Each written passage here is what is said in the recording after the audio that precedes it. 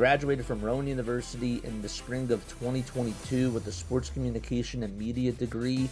I got to actually call minor league baseball and G League basketball games while I was in school. And then I graduated, and as soon as I graduated, I went to NFL Films in Mount Laurel, New Jersey.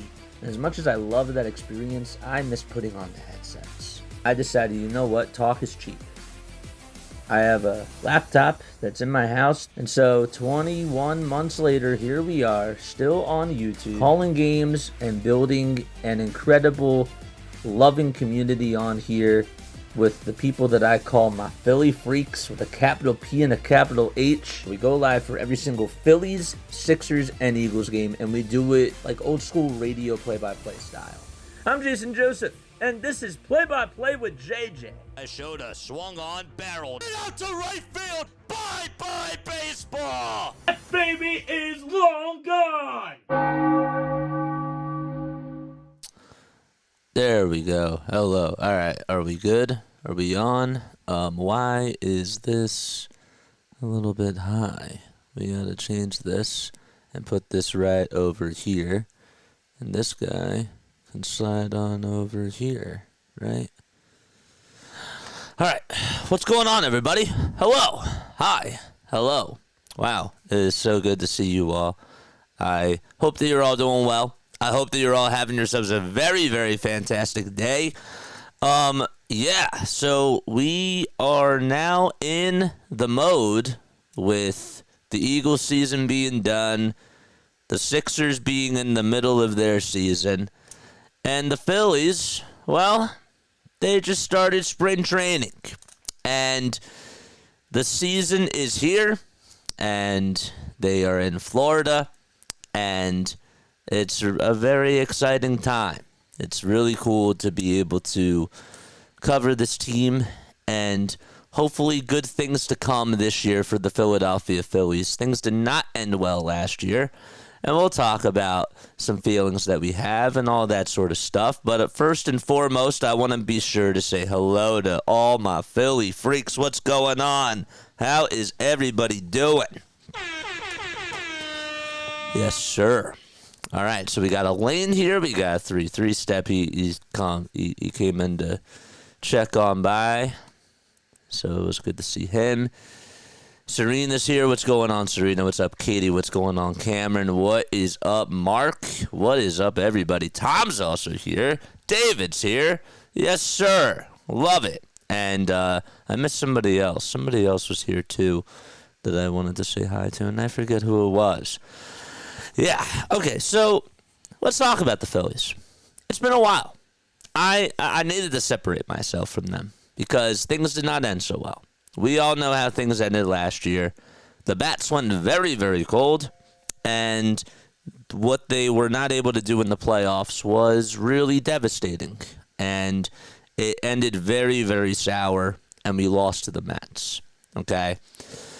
What I'm looking for in these spring training games is the following, okay? I need to see, I want to know who is going to make the roster and who has a hot spring training, who doesn't have a hot spring training, how things look from a 1 through 9 standpoint on the hitters. You know, it's not necessarily wins and losses that really matter to me. I care more about individual performances. I saw that yesterday that Josh Breaux hit a home run, and that was really cool to see. I actually got to see Josh Breaux when he was a Yankee, and he played for the Hudson Valley Renegades when he was in High A. So that was kind of cool. But, yeah, it's not more so about wins and losses. It's more so just about individual player performances that I'm going to be looking for in regards to just the whole spring training and how players do in certain situations. Because the lineups are going to change. There's going to be different players that are going to be trying to fight, to fight for a spot. Adam Miller is somebody that I'm going to be keeping a close eye on for sure.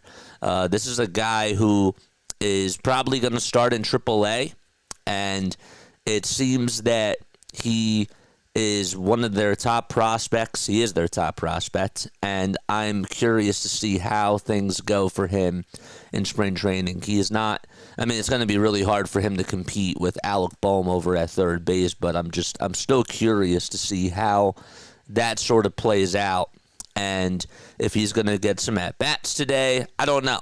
I really don't know.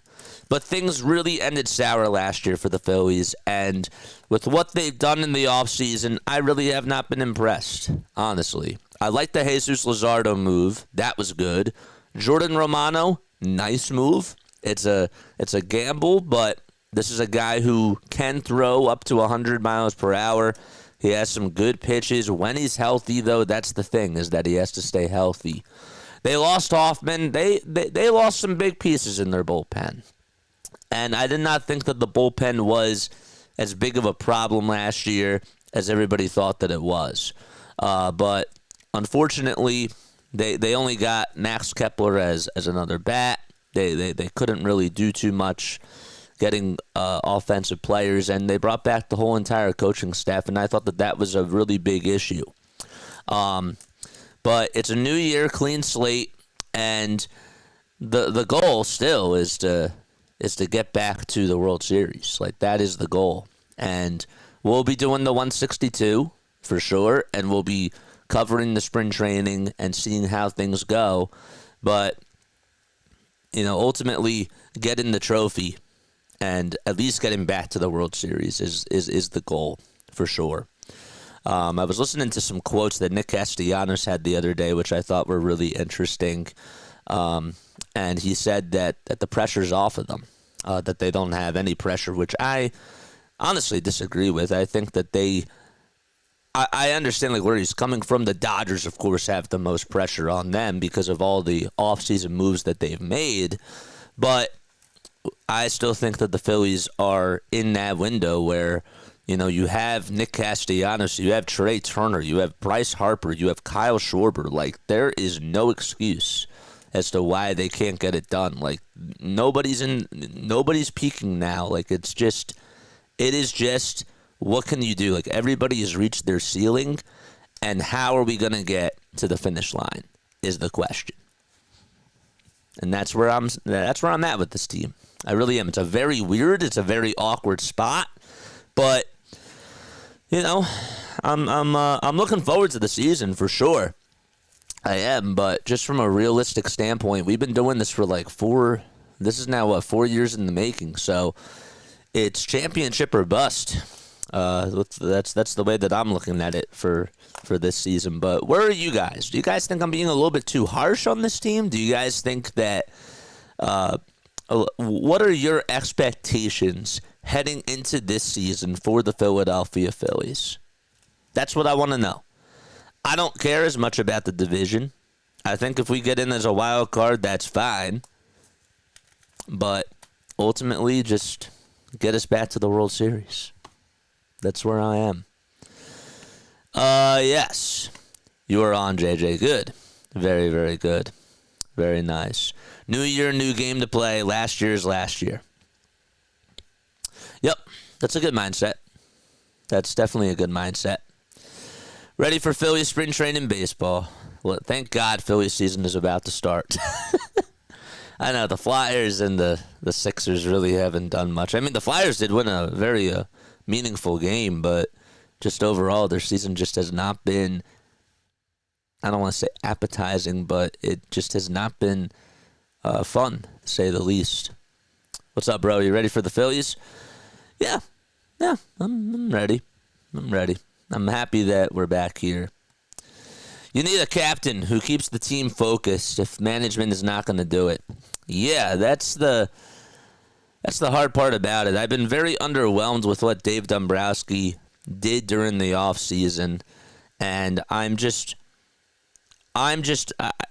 know that they have a core of players who can do it. And the issue is will they? That's really the question. But when I'm watching these spring training games, okay, again, like what I'm looking for is who is going to make the final roster spots. right? How's Rafael Marchand going to do? Is he going to be competing with Garrett Stubbs? I'd say probably not. But if he's hot in spring training and if he's playing well and if he's making really good plays behind the plate, then there might be some competition there. I'm just saying. Same thing with Josh Breaux. If Breaux, I know that he played yesterday and he had a home run, but again, if he catches fire, what are you going to do with him? So there's a lot of stuff to look out for when you just think about this whole Phillies roster. The one thing that I did want to note, and somebody said this on Twitter, which I thought was really interesting. I'm going to pull it up real quick. Probably should have had it queued up.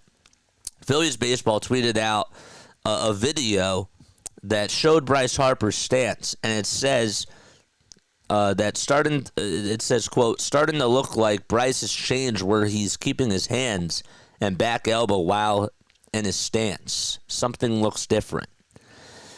And I think that that's a good thing. I do. I think that whatever he has to do to make adjustments, I see that as a positive. This guy couldn't. He had injury problems last year, and with what he can do to adjust his swing, I think that that's totally fine. As long as it hopefully gives him more power, and hopefully it makes him more focused at the plate, and he can lay off the off-speed pitches. I thought that was a problem last year, especially towards the end. Even though he wasn't the reason why that they lost the Mets, he actually performed really well. But there were some at-bats where I just didn't think he could lay off of the curve. And hopefully he does that a little bit more this year. Let's take a look at the starting lineups. We'll do that now. All right. I also expect Bryce Harper and some of the other guys to play really well too, says Katie. Yeah, I agree. I do agree with that. All right, it's 12:58 p.m. Eastern Time. Don't forget to like, don't forget to subscribe, and turn on those notification bell icons. All right, so the Phillies are taking on the Baltimore Orioles today. 9-inning games. There is a pitch clock. They have an ABS system that they are using, and so if it's tied, it's tied. There's no extra innings, but that's just how spring training works. So let's get into the starting lineup for the Baltimore Orioles. And again, I'm ready for a messy score box. So Taron Vara is going to be leading off over at second base. Then you got Colton Cowser out in left field. Emmanuel Rivera is the first baseman, batting third for Baltimore. Heston Kjerstad playing out in right field and hitting in the cleanup spot. And you got Kobe Mayo as the designated hitter, batting fifth. Sam Basallo is catching behind the plate, and he will be batting sixth. Then behind him, it's Nick Gordon out in center field, batting seventh. Vimael Machin is over at third base, and he is batting eighth. And batting ninth is Levon Soto over at shortstop, and he is the caboose of the lineup for Baltimore. So again, it's Vara, Cowser, Rivera, Kjerstad, Mayo, Basallo, Gordon, Machin, and Soto in the lineup for the Orioles. And for the Philadelphia Phillies, it'll be Kyle Schwarber, DHing, batting in the leadoff spot. Nick Castellanos is playing out in right field, and he'll be batting second. Then you got Brandon Marsh hitting third out in center field.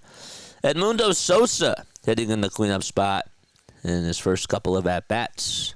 Batting fourth, Cody Clemens is the fifth hitter over at first base. And then you got Garrett Stubbs catching behind the plate, batting sixth. Cal Stevenson will be hitting seventh and will be playing out in left field. And you got Buddy Kennedy over at second base, and he will be hitting eighth in the lineup today. And Christian Arroyo, who homered in yesterday's game, he will be batting ninth. All right. And he's playing over at third base. Card, thank you so much, man. I appreciate it. We'll make sure that we stop by. But yes, we will make sure that we stop by and say hello to all of you. So Jordan Romano, Jesus Luzardo, Joe Ross, and Max Kepler were the offseason additions that the Phillies did make. So that was good for them. Again, the lineup for the Phillies, it's Schwarber, it's Castellanos, Marsh, Sosa, Clemens, Stubbs, Stevenson, Kennedy, and Arroyo. And I know, as I just spilled a little bit of water, beautiful. Don't cry over spilt milk. During the regular season, we'll do this, but we'll do it during spring training too. Final score predictions today. Final score predictions for today's Phillies game. Just for funsies. I will go 8-6 as my final score prediction. I'm going to go with 8-6. What's your final score prediction? Let me know what it is down below. What is your final score prediction?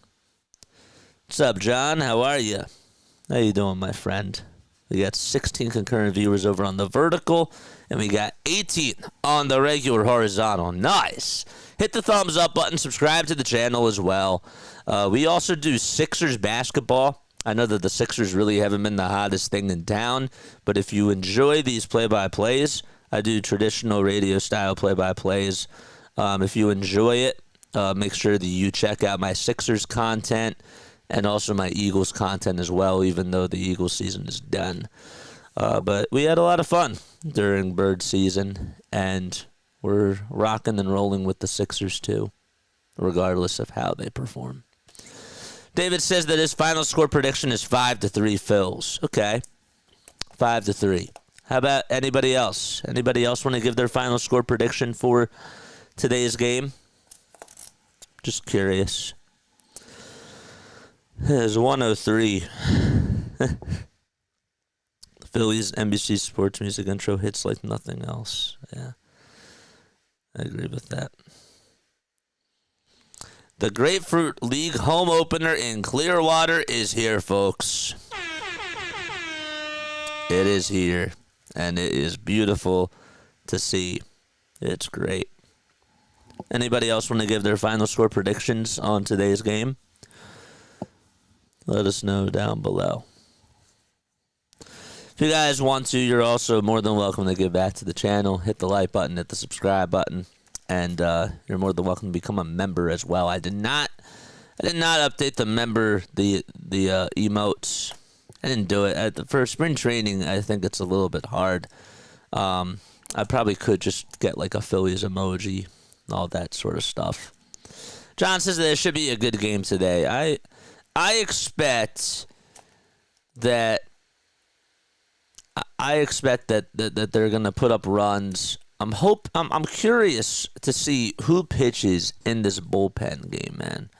I'm curious as to who's gonna come out today and what they have. I could care less about the wins and losses. I care more about who's gonna make the end of the roster spots. You know, who's going to make those final roster spots, and where are some of these other players who are developing? Where are they going to start? That's really what I'm curious about. At Baker Ballpark in Clearwater, Florida, that is where the Phillies are taking on the Baltimore Orioles. Neil says 6-2 is his final score prediction. Yes, sir. Hey, JJ, what's going on? It's baseball season. Yes, indeed it is. Love it. You got fans sitting over on the lawn out in the outfield, taking out their cell phones, taking some pictures. It is a picture-perfect day out there. It is, 67? It's 72 degrees. Holy cow. It's not this cold... It's not this cold, cloudy weather that we're having here on the East Coast in South Jersey. Totally different. That's really cool. So again, the lineup. You got Terran Vara, Colton Cowser, Emmanuel Rivera, Heston Kierstad, Kobe Mayo, Samuel Basallo, Nick Gordon, and Vamayo Machin, and Levon Soto. for the Baltimore Orioles. And that is their lineup for today. First call of the year, says Justin. Yeah, been keeping busy with the Sixers. Been keeping busy, of course, with the Eagles. Go check out those go check out those calls. I really do encourage you guys to do that. But ready for baseball for sure. Tyler Phillips is getting the start today for the Phillies. I like this. That's a good way to kick off the home opener for spring training. I like that. Last season, Phillips pitched in 7 starts. He had a 4-1 record. Also went 36 2/3 of an inning. And at a 6.87 ERA, 7 walks allowed, and 28 strikeouts, too. Phillies are in their regular pinstripes. Oh, it looks so good to see the pinstripes. It really does. It puts a big smile on my face. So we shall see how Tyler Phillips does today. It's a guy who pitched a complete game last year. Had that 4-hitter. His first home start, which was beautiful to watch. Guy who is from Philadelphia. And Vara will be leading things off for the Baltimore Orioles. All right. So Vara batting on the left side. The Orioles are in their orange tops and gray bottoms. Have the black letters and numbers on both the front and the back as well. And Phillips lines up and delivers, and the first pitch is outside, and spring training is underway. Nice. Okay. 1 ball, no strikes. Oh, I like this new graphic that they have. And the next pitch, there's a sinker at 94 that's fouled back over towards the screen. All right. I'm going to be adjusting the scoreboard right here. 1 ball, 1 strike. And the windup and the pitch. There's a foul ball. Phillies defensively in the infield. You got Buddy Kennedy over at second base, Cody Clemens at first, Christian Arroyo over at third. Over at shortstop, it'll be Edmundo Sosa. And the 1-2 pitch on the way. Fly ball hit out over towards right field, and it is a foul ball. Easy up, gamers. What's going on, man? How are you? So it is 1 ball and 2 strikes to Vavra. Wanted to make sure I said that correctly. If there's something that I mispronounce, folks, please let me know. Hit the thumbs up button and subscribe to the channel. Phillips with the 5th pitch of the at-bat. Here it is. It's down low for ball 2. Okay. Why is this not refreshing?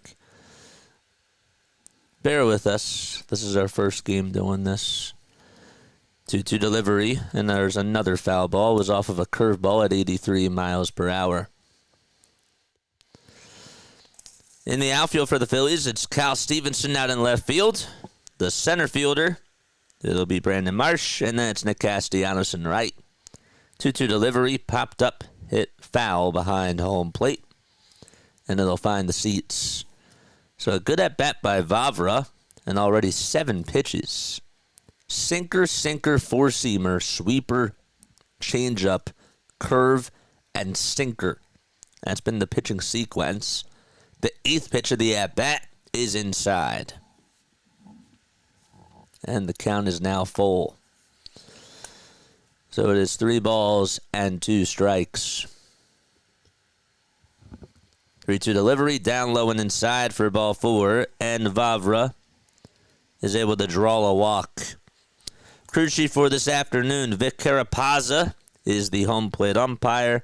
Then you got James Hoy over at first base, Roberto Ortiz at second, and Dan Merzel over at third base as the umpire. Garrett Stubbs is catching behind the plate, and Tyler Phillips is on the mound. So now up to bat is Colton Cowser. And the first pitch he sees is at 96, and it's outside for ball 1. What's good, JJ? What's up, Lou? How are you, my friend? It's so good to see you all back on here. Puts a big smile on my face. 1-0 pitch to Cowser, and that's a strike. According to Vic Carapazza, it was a changeup right at the knees. Got to run out for a bit. All right, sounds good, man. Cowser in 2024 was second in AL Rookie of the Year voting. Hit .242. He had 24 homers and 69 RBI. The 1-1 hits him right square in the knee, and he'll be rewarded first base, and that'll move Vavra over to second base. So not a good start by Tyler Phillips, as there's traffic on the bases already. Looked like Stubbs wanted them more over the plate, and that pitch was not even close.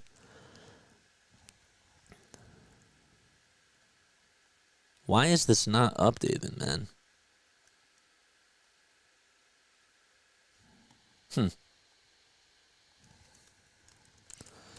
Weird.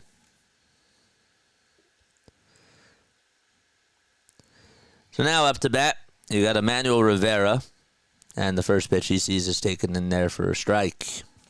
Josh is here. What's going on, man? Coster, what's going on, my friend? Rivera with 22 homers in his career and a .244 average, and the 0-1 swing and a miss. That pitch was way off the plate and in the dirt. He went fishing after it.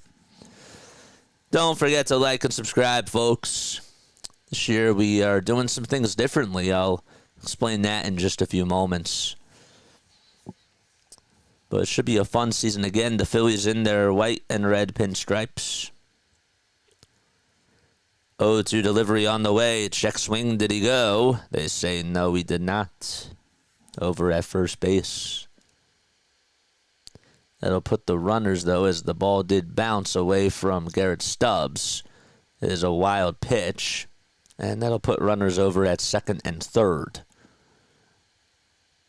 All right, so let's figure out what's going on with this. Oh, it just doesn't update. Google has not updated anything.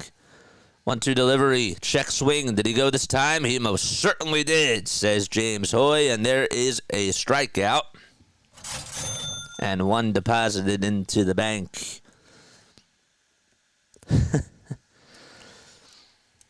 Okay. And that'll bring up Keston Kierstad. Let's go to ESPN. Do they give you... All right, we can pull up the box score here. We'll do that. Just about the Phil's St. Patty Day hat. Nice. Jose is here. What's going on, Jose? How are my friends doing? It's so good to see you all. It really is.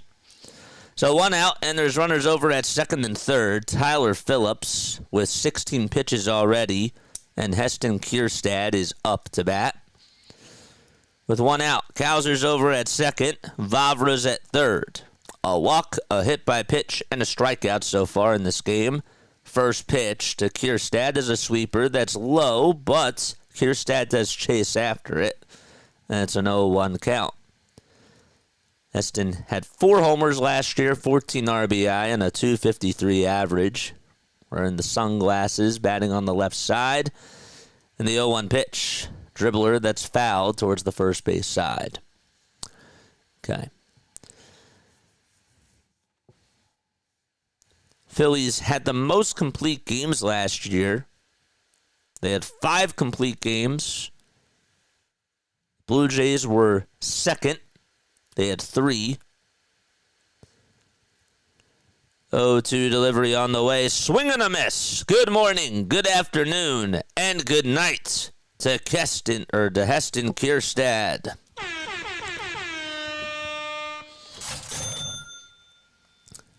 That curveball was pretty nasty. It seems like that the curve is starting to work now for Tyler Phillips. After a walk and a hit by pitch, he's settled down.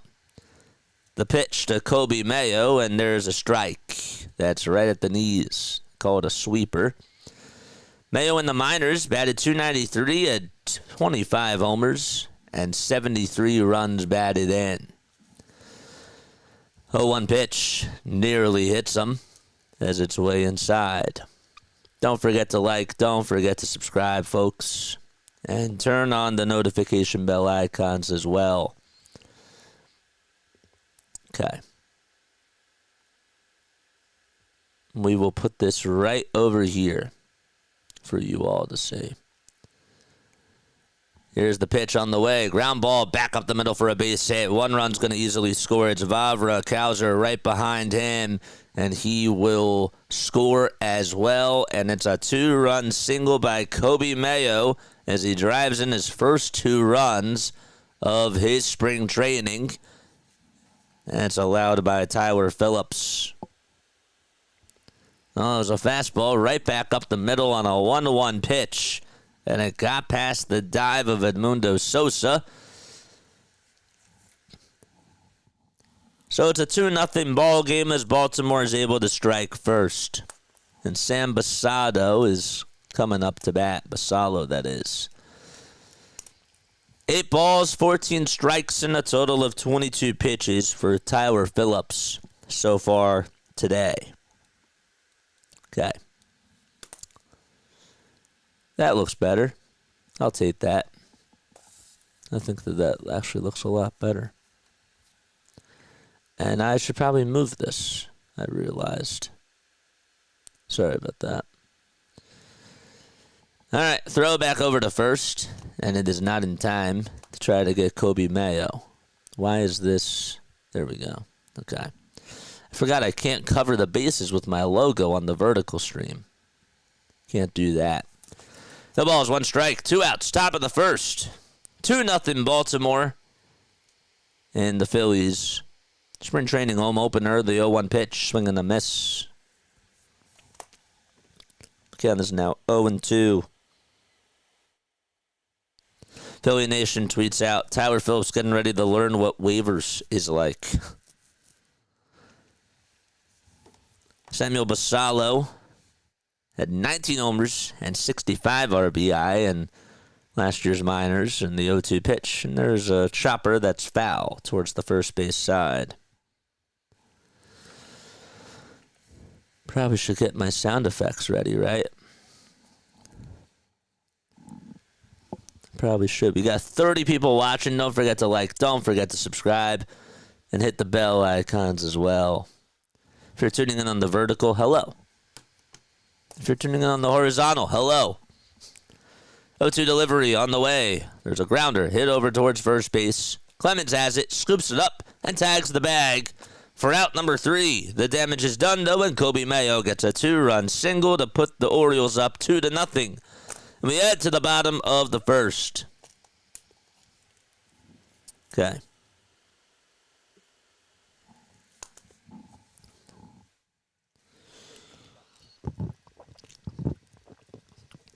All right. Good stuff.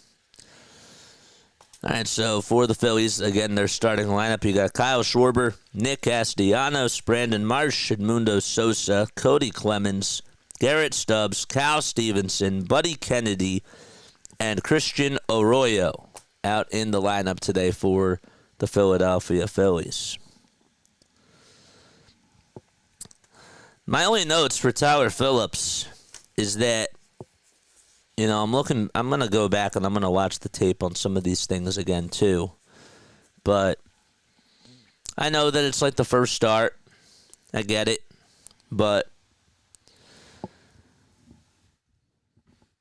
there were some pitches that I feel like, you know, I'm wondering like why he went to the curveball and not the fastball in certain moments of time.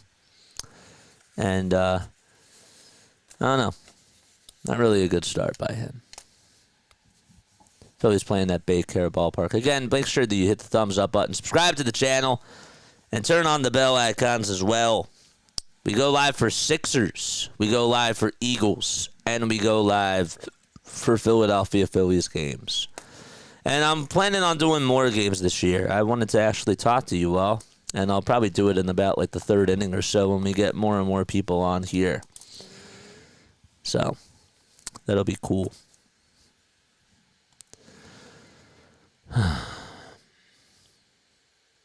Brewers just signed Manuel Margot to a minor league deal. That's because Blake Perkins got hurt. Schwarber, Castellanos, Marsh, Sosa, Clement, Stubbs, Cal Stevenson, Buddy Kennedy, and Christian Arroyo are in the starting lineup for the Philadelphia Phillies. I know it's spring training, but we blow a 5-0 lead yesterday, says Midnight Howl. Again, it's more so about, I care about like how these guys develop, you know? Yeah, like that stinks. First pitch is low for a ball. Next pitch to Kyle Schwarber. Boy, it feels good to see him back out there, and the pitch is fouled away. I am praying that this year Kyle is not the leadoff hitter. And it's no disrespect to Kyle Schwarber, but 1-1, there's a ground ball hit over towards the first base side. Rivera has it, flips it back over to Povich, who's on the mound, and there's one away. It's no disrespect to Kyle, but I just think that we got to get somebody else in the leadoff spot. I want Kyle producing runs for me. I do. I'm done with Schwarber at the leadoff spot. That's not why we lost. Here comes Castellanos to the plate, and the first pitch that he sees is swung on and missed.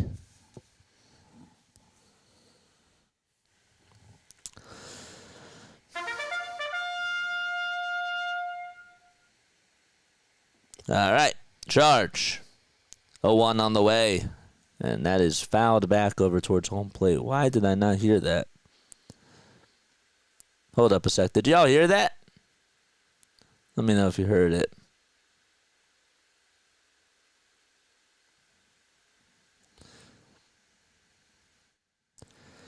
The ball is 2 strikes to Castellanos, and the pitch. He lays off on the sweeper, and it's a 1-2 count.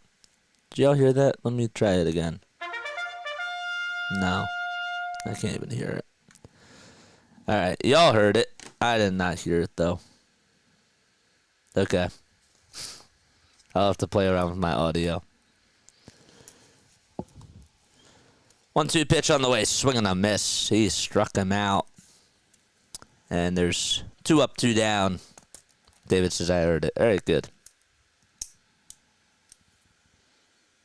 I'll have to play around with these sound effects. Today was sort of like my warm-up day. Heard it again. Yeah, I know. I was trying to test it out to see if I could hear it myself. But I can't. And I'll have to figure out why. Here comes Brandon Marsh to the plate. And the first pitch that he sees is low for a ball. So 2 outs already in the bottom of the first. Tyler Phillips give up a 2-run single to Kobe Mayo. And that's how the Orioles took a 2-0 lead. Marsh had 16 homers last year. 1-0 delivery, swinging a miss on a fastball that's right down Broadway. Audio input right there. Properties, speakers, Roadcaster. That's correct. 1-1 pitch, and that's in the dirt. First time watching baseball with you, and I love the display. Thank you, David. I appreciate it, man. Have you been on for my Sixers and Eagles games? I feel like I've seen you on the channel before. 2-1 pitch. There's a grounder rolled over towards the right side. Picked up by the second baseman, and the throw over to first will be in plenty of time for out number 3. 1-2-3 go the Philadelphia Phillies as Povich comes in and gets the job done. Then we go into inning number 2, 2-0 Baltimore. Okay, so let's figure out what the heck is going on with these sound effects. Why am I not able to hear it?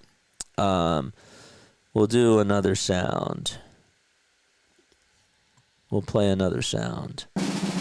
No, I still can't hear it. Vertical properties. Advanced audio properties. Let me try monitor only.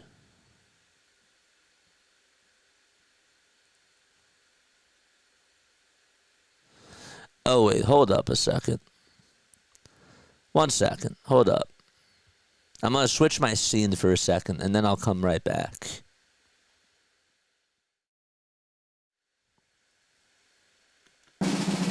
No.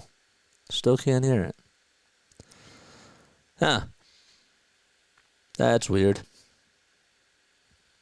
That's really odd. Let's go to... We're using OBS, so let's go to settings. Let's go to audio. Right? Where's the audio at? Monitoring device default. There we go. Okay, now let's try it again. Save changes. I want to save my changes. Yes. Okay. Last time we'll do a drum roll. Nope. Nope. It's not doing it. That's odd. Huh. That's strange.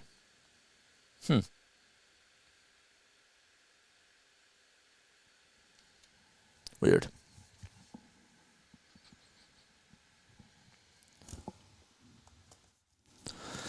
Yes, I've watched the Sixers with you. Yeah, I thought you were on the Sixers with me. First pitch from Tyler Phillips as we start off inning number 2 is fouled back over towards the screen. So Nick Gordon, former Miami Marlin, is up to bat. Don't forget to like, don't forget to subscribe, and hit the bell icons as well, folks. Eagles Super Bowl win should inspire the Phillies. I agree, man. Pitch to Gordon. There's a pop-up hit out over towards shallow right field. And the right fielder is under it, and he'll make the catch. That's Nick Castellanos, who puts away Nick Gordon. Okay, well, I'll have to remember to check out the sound effects. Or just check out my audio output. I can't understand. Oh, wait, maybe it's in my actual settings. Let's go to system. Let's go to sound. Speakers. That's on. First pitch to Machin in the air. Hit out to deep left field. It's going back towards the track, and it is gone. Vamayo Machin able to hit a solo homer the opposite way. And the Orioles take a 3-0 lead on Tyler Phillips. Left a hanger right out over the middle of the plates. Right down the middle, and Machin did not miss a beat on it. The 31-year-old from Humaco, Puerto Rico, able to knock it out of the ballpark.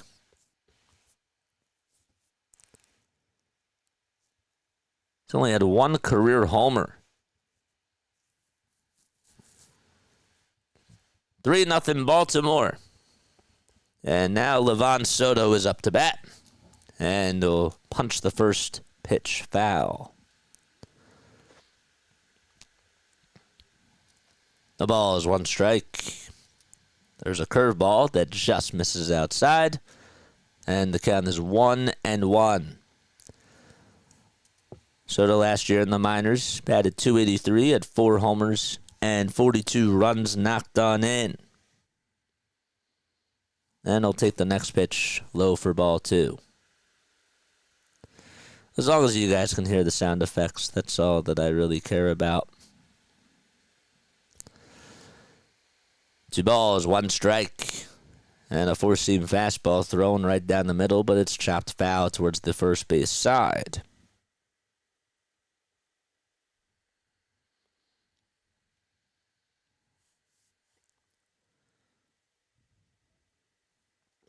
Soto from Venezuela will be 25 in June as he fouls off the next pitch. Plays second base and shortstop for the Orioles organization. Also was a part of the Angels and the Reds organization as well. 2 balls, 2 strikes. The windup and the pitch from Phillips. Outside and low for ball 3. Paxton Thompson is warming up in the bullpen for the Philadelphia Phillies. 3-2 delivery. That's fouled back over towards the screen. played for Triple-A Norfolk and appeared in just one game with Baltimore, and then he was actually sent to Cincinnati, and then he came back to Baltimore. 3 balls, 2 strikes, and the payoff pitch. Freeze frame. Struck him out on the outside edge. And that is the second strikeout from Tyler Phillips, and it's a backwards K as Soto goes down looking. It's actually his third strikeout today. 2 outs, top of the second, 3-0 Baltimore. And Phillips gets ready and throws a sweeper to Vavra, and he lays it off. Taron Vavra walked in the first and scored a run. The 1-0 curveball that's at the knees for strike 1.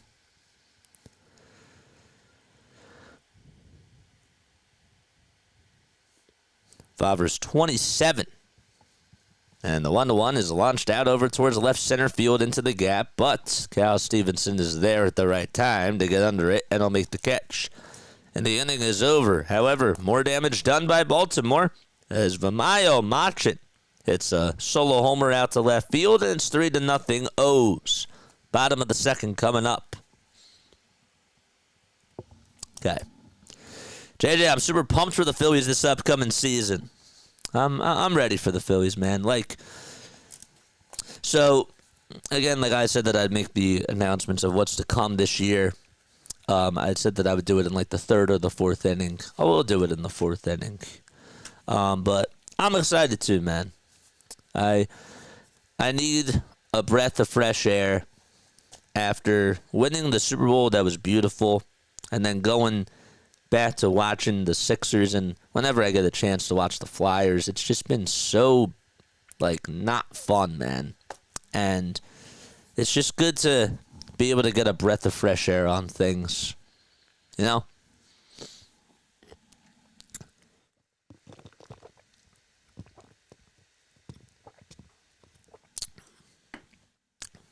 Where do you want Kyle Schwarber batting, folks?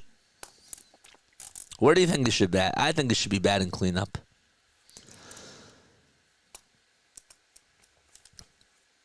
My lineup this year,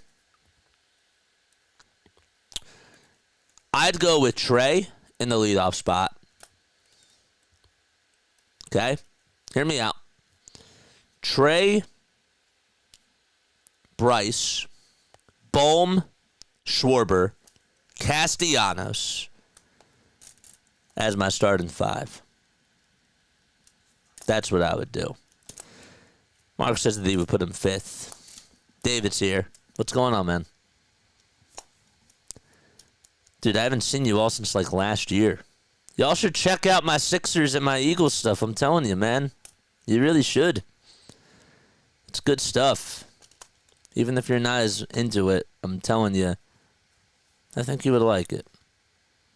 First pitch, and it's on the outside edge for strike 1 to Edmundo Sosa. He had 31 RBI, which is a career high for him last year. You put Schwarber in the 4? I'm putting him in the 4-2.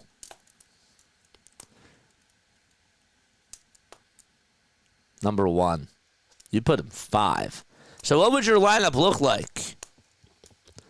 The ball is 2 strikes to Edmundo Sosa. And Povich winds up and delivers. And it's low.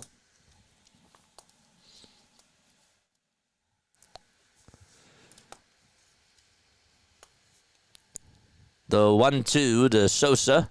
And he pops this one up over towards the middle infield. And getting underneath it to make the catch is the shortstop, Livan Soto. I like the first 5 you said. It actually works. Yeah. I think that after that, you go with Bryson Stott and then JT, right? Let's pull up the depth chart. Let's just do it this way. Hold up. I'll do it this way. So Sosa pops out the short, and now Cody Clemens is up to bat. Okay, hold up. All right. So my 9 I got Trey in the leadoff spot, as the 1-0 is inside. Trey's in the leadoff spot. Then you got Bryce Harper at the 2. You got Bohm at the 3. And then you got Schwarber at the 4. Castellanos at the 5. And then I would go with, at the 6, I'd say Max Kepler. This is an ideal lineup here. I'd go Max Kepler at the 6, if it's a lefty, right? And then the 7, I'd say JT. The 8th, I probably would go with Bryson Stott. And then 9th would be Brandon Marsh. That's my lineup. 2-1. And there's a foul ball to make it 2-2. But what makes it confusing is that we know that the lefty-righties things, it's going to change. So, like, the first 5 hitters they're the only things that are going to be consistent with this team, right? So, the first 5 is probably how I would go with things. 2-2. Ground ball rolled over towards the first base side. Rivera scoops it up and tags the bag for out number 2. So, yeah.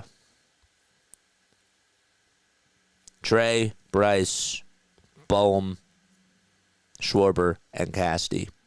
That's what you're going to see every day.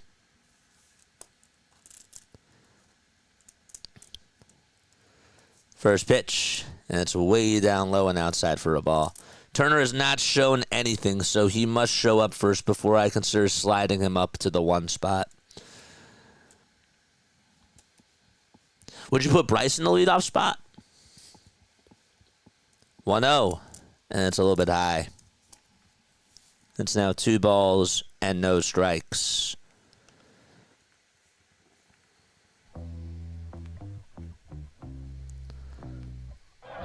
2-0 pitch. Ground ball chopped over towards the first base side. Bobbled by Rivera, and Stubbs is safe. Just could not field the one-hopper on the infield grass. And it just popped in and out of the glove. And that's how the Phillies get their first base runner today. They'll call it an E3. Povich tried to go cover the bag over at first. You still think that Schwarber is the one? See, I want him producing the runs. But then I guess that the argument to that is who's going to be getting on base? Like, if can Trey really get on base a lot of times to provide him that opportunity?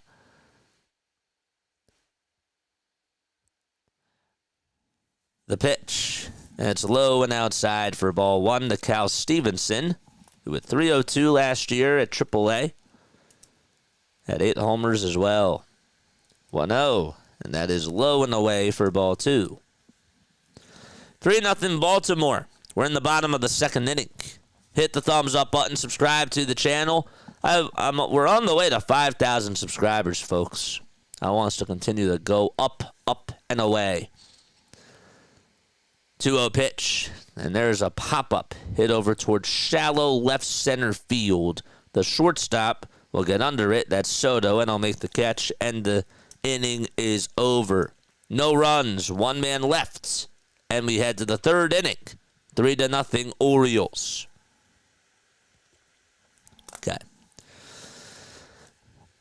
Turner, Harper, Bohm, Schwarber, Castellanos, Stott, JT, Kepler, and Marsh. Interesting. Okay. I still think Schwarber's in it. We need to start out strong this year. We do. We actually, in all honesty, I don't want this. I don't want them to go down this road. Okay, I'm being honest. I don't want them to go down this road, but I care about how they finish. I don't want to say I could care less about how they start, but if they get off to a hot start, they did get off to a hot start last year. Not at the very, very beginning against the Braves, but they were rolling after that Red series, and then they just took off right? So if we get off to a cold start, I just care about how we finish. Like that's ultimately what I care about. I could care less about the division. I could care less about how things look during the first couple of months. Sure, would I like certain things to happen? Would I like other pitchers, to step up like Romano? Yeah, for sure, absolutely. And it'd be cool to see Bryson Stott get off to a very hot start, and it'd be great to see Bryce Harper start off strong. It would be great if that stuff happened. But ultimately, at the end of the day, what are we going to do in Red October? Will we be ready? Is the question. That's the biggest question of all. I've seen them when they started off bad. I saw them go to the World Series when they got hot in June. Saw them get hot in June again 2 years ago. And then they lost in Game 7 of the NLCS. Saw them get off to a hot start last year. Got them out of the first round. Just get me to October. No balls, 1 strike. So we have a new pitcher in there for the Phillies, and it's Tyler, who is out there. No balls, 2 strikes. That's Kyle Tyler, 28 years old, from Oklahoma City. No balls, 2 strikes. And the 0-2, a hanging curveball that is going to be lifted out over towards center field. Marsh gets under it, though. Comes in towards home plate, and he'll make the catch for out number 1. So Tyler Phillips, again, his day is done. Allows 3 runs in 2 innings.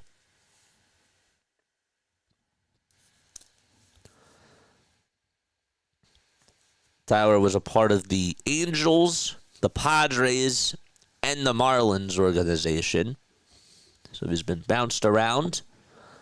First pitch, and that's a little bit low for a ball. We're in the top of the third. 1 out. 1 ball, no strikes. The pitch from Tyler, and it's grounded foul by Emmanuel Rivera.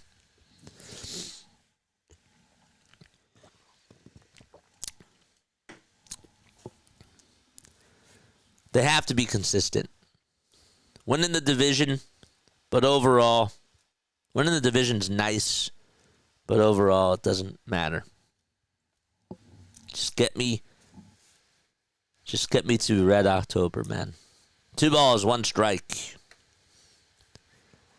And the 2-1 pitch on the way. There's a fly ball hit out over towards center field. Marsh will make the catch as he just got it above the, I think that's turf out in center field.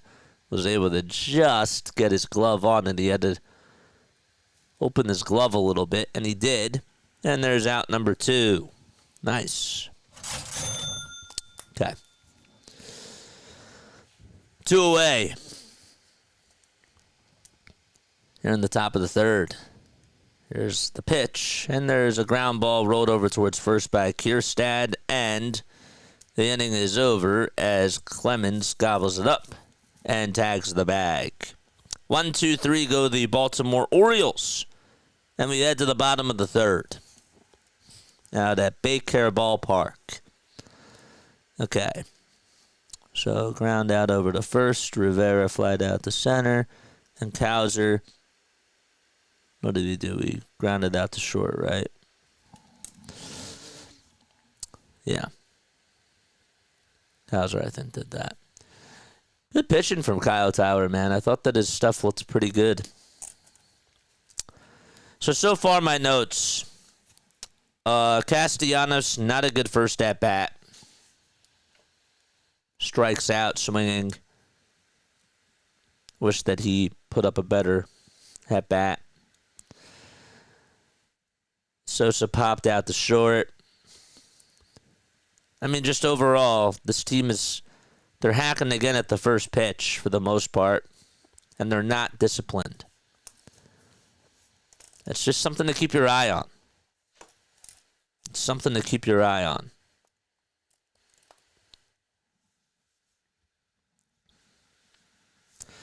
What's up, Eric? How are you, man? What's good? Leading Trey off is more his thing, and we'll probably get him back like he was before he got here, says David. I would try it. Throw something at the wall. See what sticks. Maybe he'll set the tone that way. I don't know. Give him the keys and see what he does. I would try it. I would try it. Going to the bottom of the third. How many of you are excited for baseball season? Give me a thumbs up down below if you're excited for baseball season like me. I'm pretty excited. This is season 3 for us. This is our 3rd season, man. Can you believe it?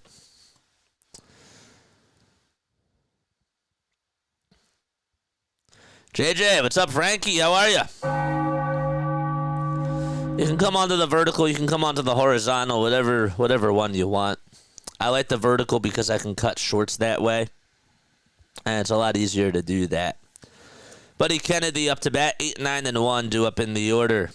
And there's a 4-seam fastball at 97 from Martinez, who is on to relieve Povich. The 1-0 on the way is inside for ball 2. That's Rodolfo Martinez, who's pitched in 206 minor league games. He's 30 years old, from the Dominican Republic. 1-1, and there's a strike called right at the kneecaps.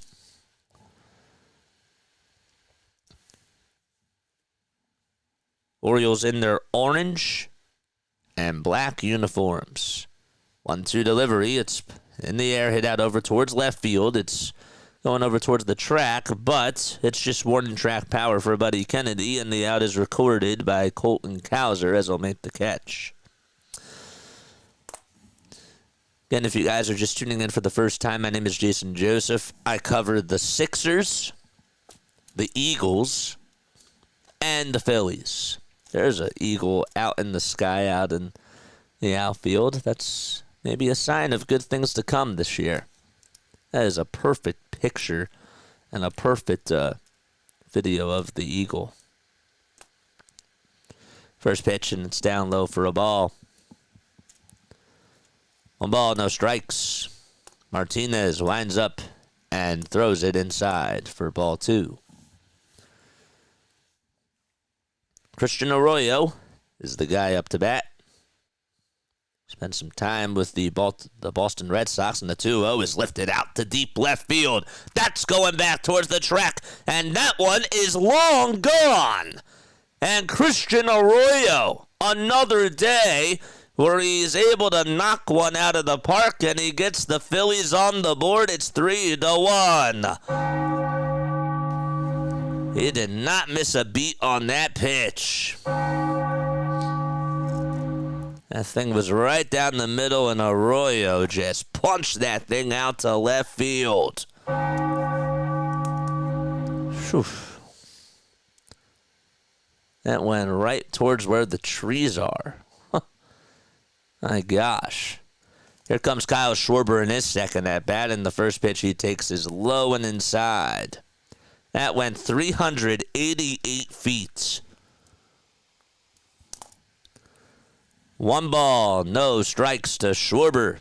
The 1-0 is outside for ball 2. It was a sinker at 97 miles per hour. What's up, CeeLo? How are you, my friend? Go subscribe to On The Go with CeeLo, please, and thank you. I would appreciate that.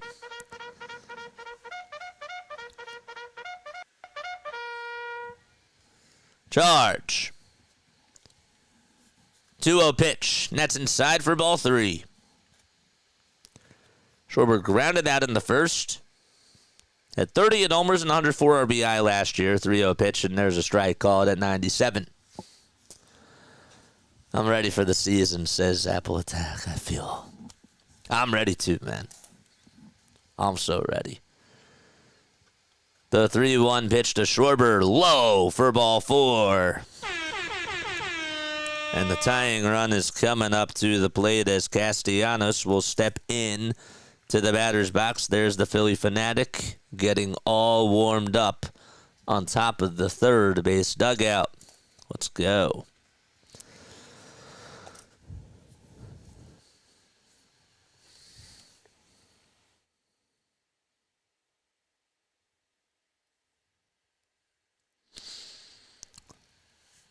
So who's on the mound? Who's on the mound for Baltimore again? Rodrigo Martinez.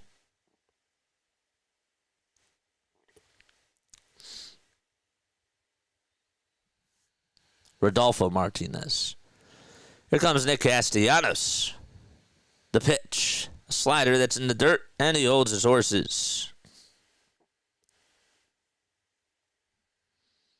Struck out in the first, did not have a good at-bat.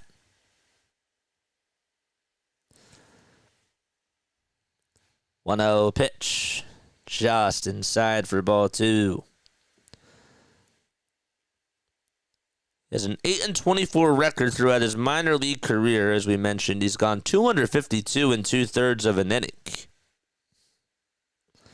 And 248 strikeouts as well. 2-0 pitch, and that misses inside for ball three.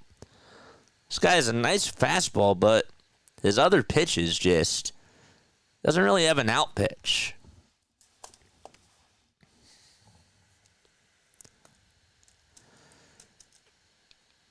Three balls, no strikes to Nick Castellanos. The 3-0 delivery, swing and a miss. He got the green light and decided to offer at it.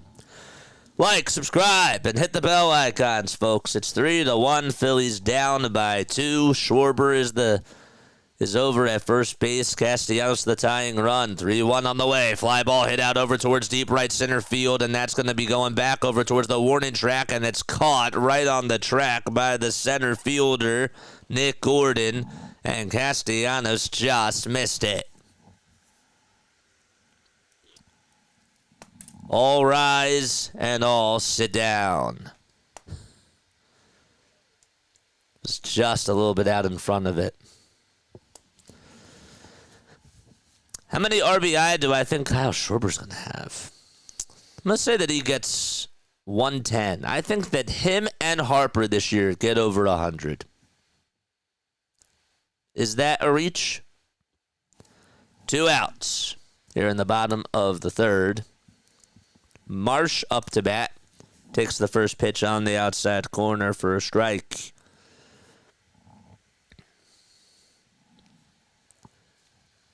Oh, one pitch to Marsh, swing and a miss. Got a cutter that ended up disappearing out of the zone.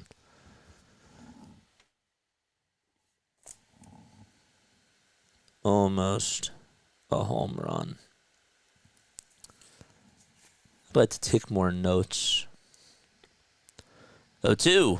There's a fastball that's punched foul towards the left field side, and now to play it goes. Nationals have a 6-0 lead against the New York Mets.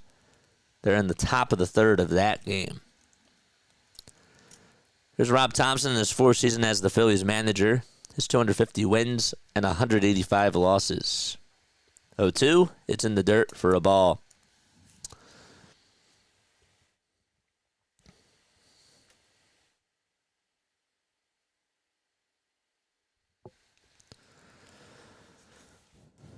Marsh in his first at-bat grounded out to second. Phillies in their regular pinstripes. Tops and bottoms. Martinez with the 22nd pitch of the inning, and it's fouled off the foot of Brandon Marsh. Just got a piece of it. So on the Phillies injury report, Jordan Romano is out for them.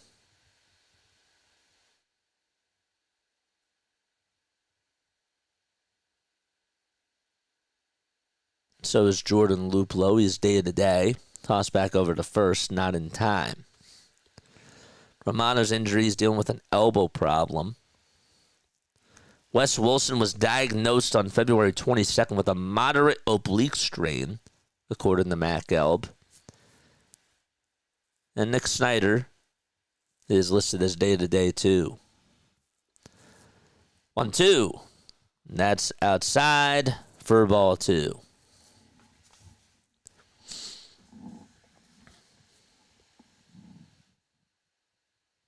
Look at the Mets and all the injuries that they have. Wow.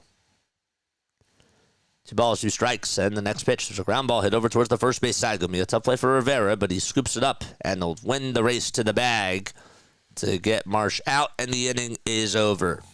So 1 run on a solo homer by Christian Arroyo.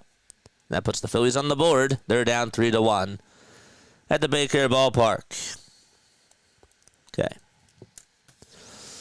Yeah, the Mets have how many guys hurt? 4, 5, 6, 7, 8, 9, 10, 11, 12. They have 13 guys that are, 11 of them are officially out, and 2 of them are day-to-day.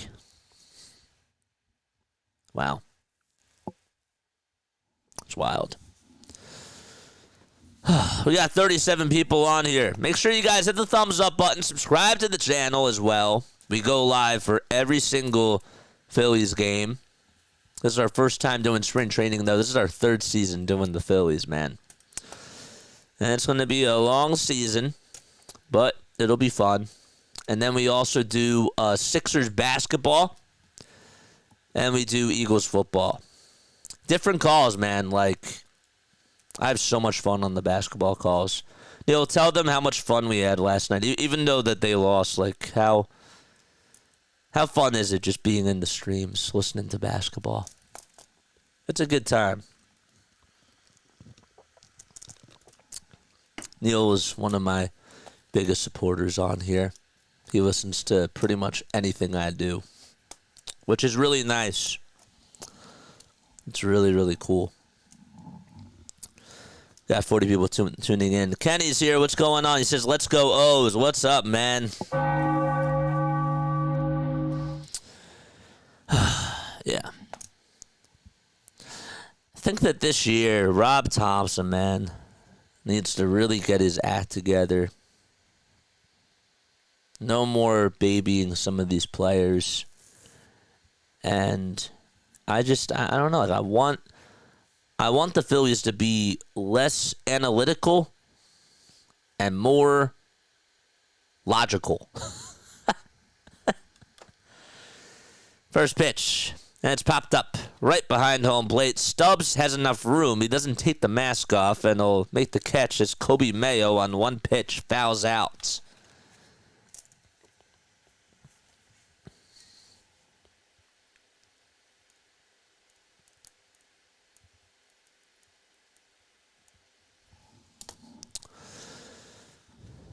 Your first season, they went all the way to the World Series. No, I didn't do it then.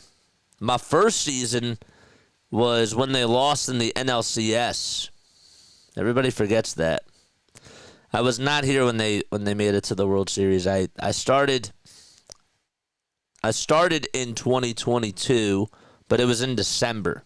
So I missed that whole World Series run. 1 ball, 1 strike to Samuel Basallo. Tyler's still pitching. That's Kyle Tyler. And the 1-1, and that's in there for a strike. JJ's a good play-by-play, 100%, says Neil. Thanks, man. Here's the 1-2 delivery. Swing and a miss. He struck him out. And there's 2 gone in the top of the 4th. Kyle Tyler able to punch out Sam Basallo. Okay. So, in case you are wondering, this is how the ABS challenge rule system works for this year. For spring training, you get 2 challenges per team. Okay? Successful challenges are retained by the team. So if you win a challenge, you retain it.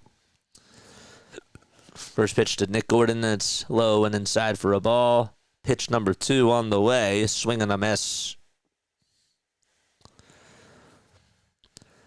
Only the batter, the pitcher, or the catcher can challenge. Assistance from the dugout or elsewhere is not permitted and will result in an umpire denying the challenge. The 1-1.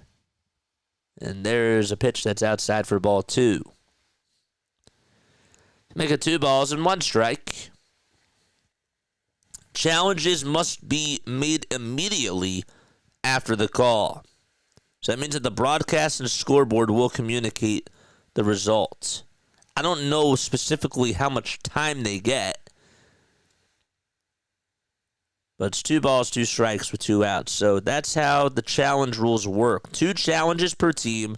Only the batter, the pitcher, or the catcher can challenge, and challenges must be made immediately after the call.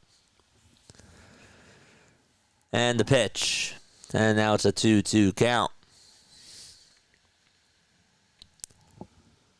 40 people on here. 2-2. That's low and inside for ball 3. That's for spring training.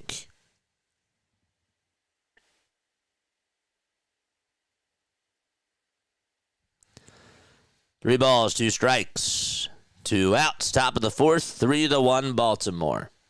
And the 3-2 pitch, and there's another foul ball from Nick Gordon. We will be covering the Tokyo series. That'll be on March 18th and March 19th. The Dodgers and the Cubs will be playing each other in Tokyo.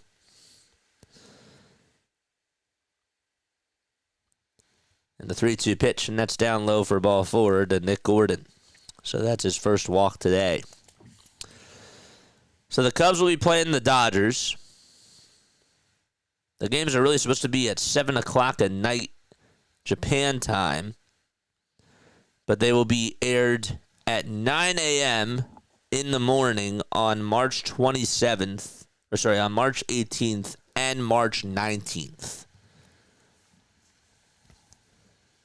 First pitch to Machin, and there's a strike called on the outside edge. What's up, Lifelong? How are you, my friend? The All-Star game this year is going to be at Truist Park.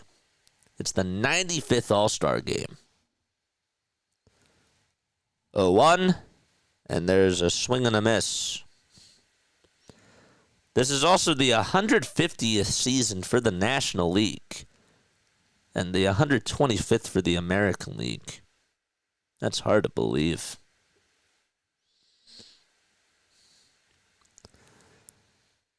Throw back over to first, and it gets away from Cody Clemens, goes out to right field. The runner will advance over to second base, now going over to third, and the throw is not in time from Castellanos. So Tyler threw it over to first base. It was absolutely wide, past Cody Clemens. That's going to probably go down, I assume, as an E1.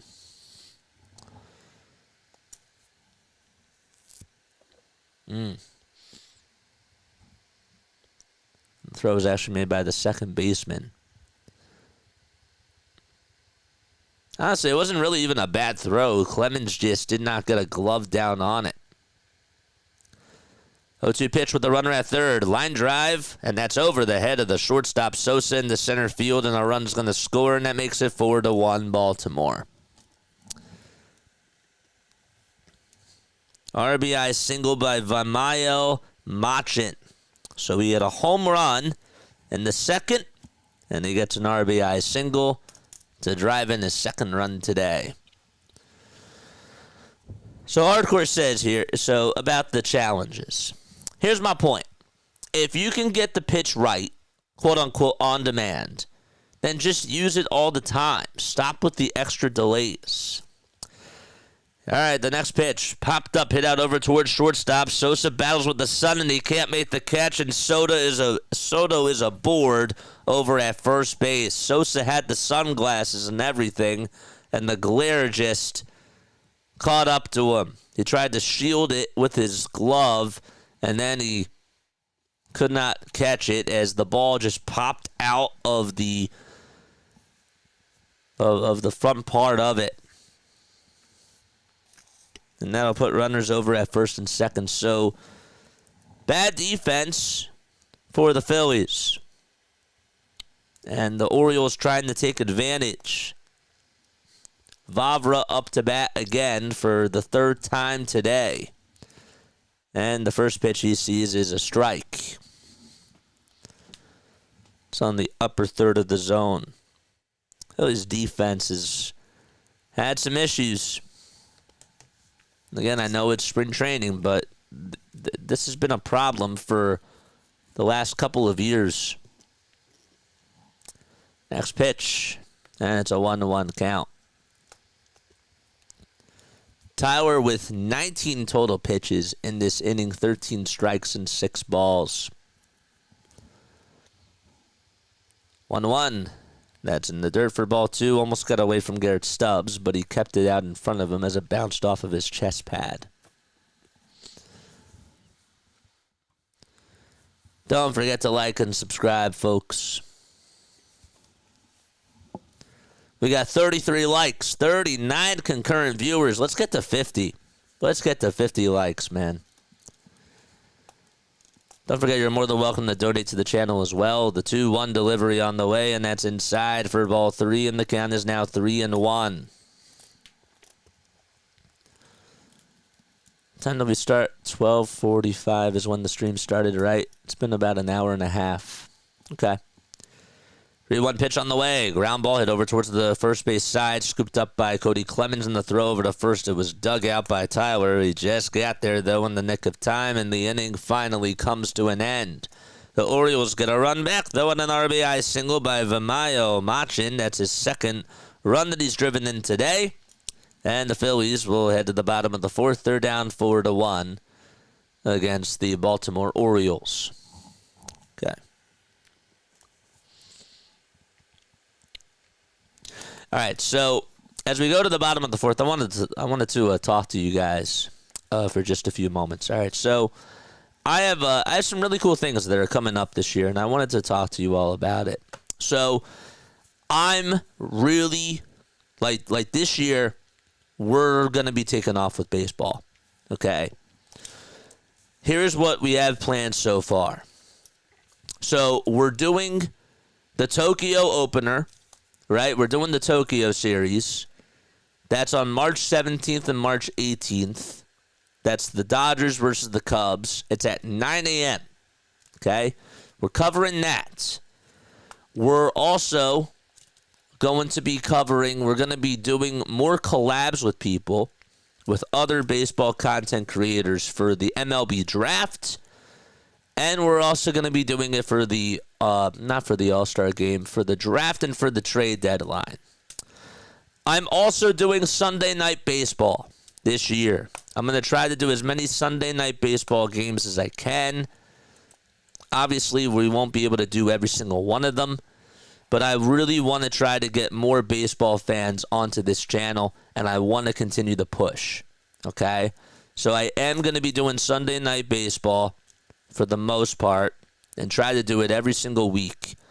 And then for almost every single Phillies game, we're having a pregame show.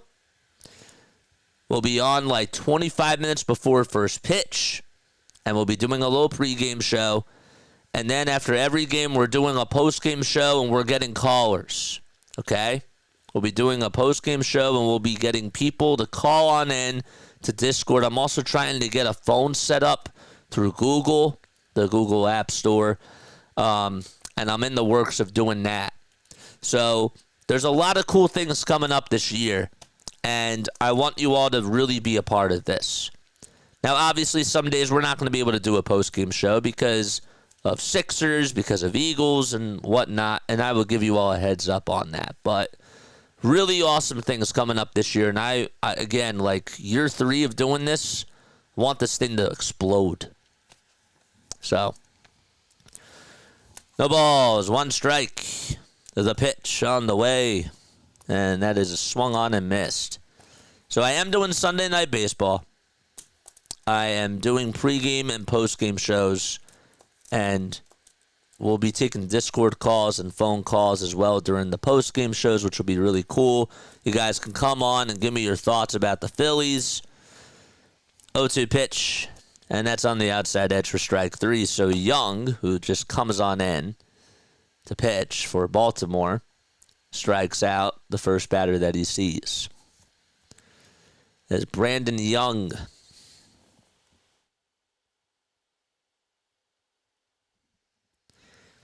Now Cody Clemens will step into the box, and the pitch that he sees is swung on and missed. So I'm expecting to do like 3.5, 4-hour streams almost every single day. 0-1 to Clemens. Fly ball hit out over towards right field, and that's on the drop in for a base hit. So there's the first hit besides a home run today for the Phillies. Cody Clemens is the third base runner who gets aboard for Philadelphia, and he gets on with a 1-out single. What am I going to wear if the Phillies aren't playing on Sunday Night Baseball? I won't tell you. I got to come on.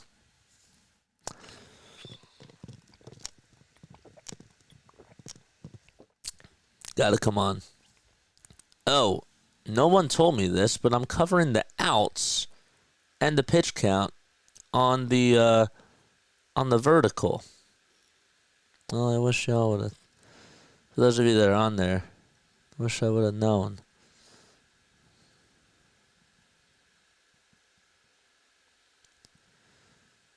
Whoops. There we go. That's better. 1 ball, 1 strike to Garrett Stubbs. With 1 out in the bottom of the 4th and a runner on over at first. Young gets set and delivers, and there's a ground ball into the hole to right field for a base hit. And going over to third base is Cody Clemens. He slides. There's no throw over to third. And now there's runners at the corners with 1 out in the bottom of the 4th inning. And the tying run is coming up to bat. Let's go, baby. Come on. Let's go.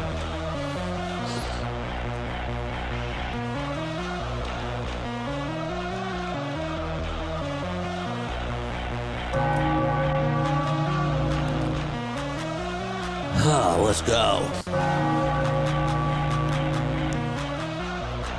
1 out, bottom of the 4th. Here's Cal Stevenson, the tying runner, and the first pitch. Swing and a miss on a cutter that was high. Cal popped out in the 2nd.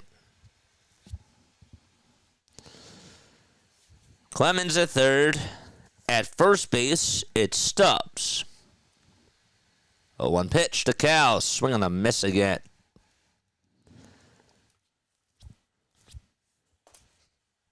I'm looking at Cal, man, and I'm trying to figure out what can he do and if he's even going to make it on the depth chart on the opening day roster.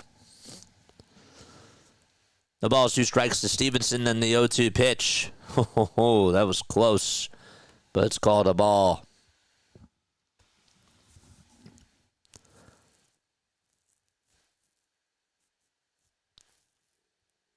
Stevenson hitting on the left side. Brandon Young gets set at the belt. Throws back over to first. Not in time.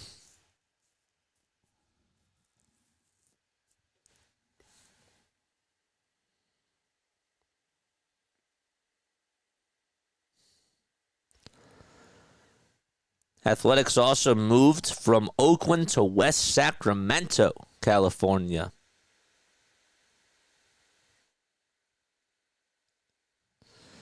For at least 3 seasons before their planned relocation to Las Vegas, the team will be branded as the Athletics with no city name attached. Next pitch, and that's taken for a ball. 1 ball, 2 strikes. Stubbs at first, Clemens at third, 1 out, bottom of the 4th. 1-2 pitch. And there's a ground ball hit over towards shortstop. The tag over to second, there's 1, and the throw over to first in time for a 6-3 double play. And the rally is over. So the Phillies leave 2 men on base. And we end the 4th and go to the top of the 5th.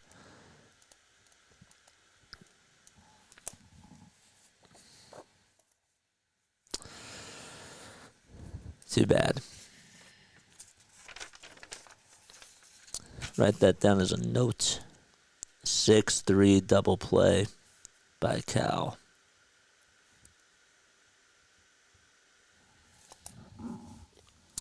I don't know why. He got on top of that, but he did. He did.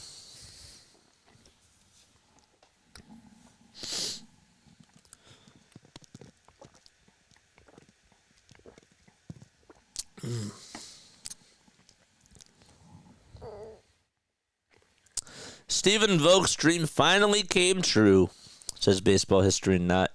His kids announced him on the PA system before an at-bat. And he homers in his final at-bat. It's pretty cool.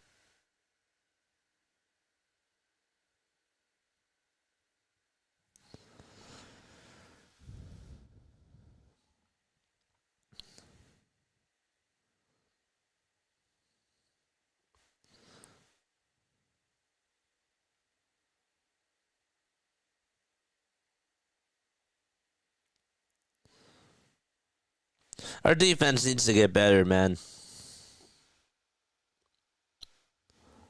Our defense really has to get better.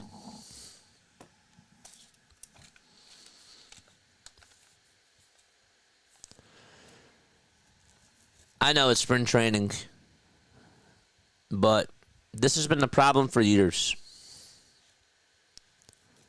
Edmundo Sosa's made a lot of mistakes defensively over at shortstop, and he's a nice utility player. But yeah. All right, well, Nick Vespi is going to be pitching for the Philadelphia Phillies now. Spent the 2024 season with the Orioles. Was a part of the Soto trade. Played in 11 games at a 2.92 ERA. Went 12 and a third of an inning and 9 strikeouts, 3 walks allowed, and just 1 homer. First pitch, it's a changeup, and it hits the batter. It's Colton Cowser. I gotta change my ear pads. Tom Grassi hit a million. Yeah, I knew he was gonna hit it. I knew he was gonna hit it.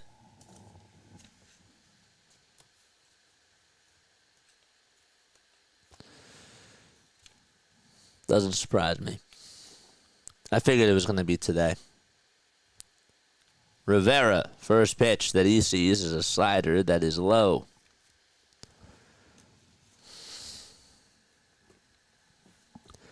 Top of the 5th. 1 man on, nobody out. 1-0 pitch. Slider that hits the outside corner at the knees for strike 1. We have a pinch runner for Colton Cowser. And that is Franklin Barreto. Played for the Angels last year. And Stubbs wants to go out and talk things over with Vespi.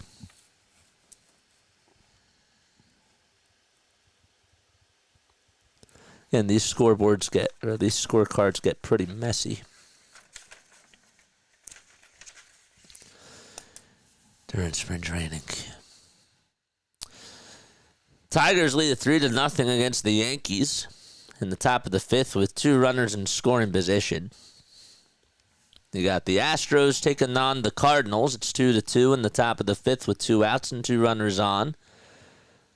The 1-1 pitch here, and it's swung on and missed, but a wild pitch as they'll put the runner over at second base. That's Barreto. He'll move from first to second. Just got underneath the glove of Garrett Stubbs. Barreto from Caracas, Venezuela. 5 feet 8 inches tall, 208 pounds. He'll be 29 in 4 days. 1-2. There's a chopper that's fouled towards the third base side.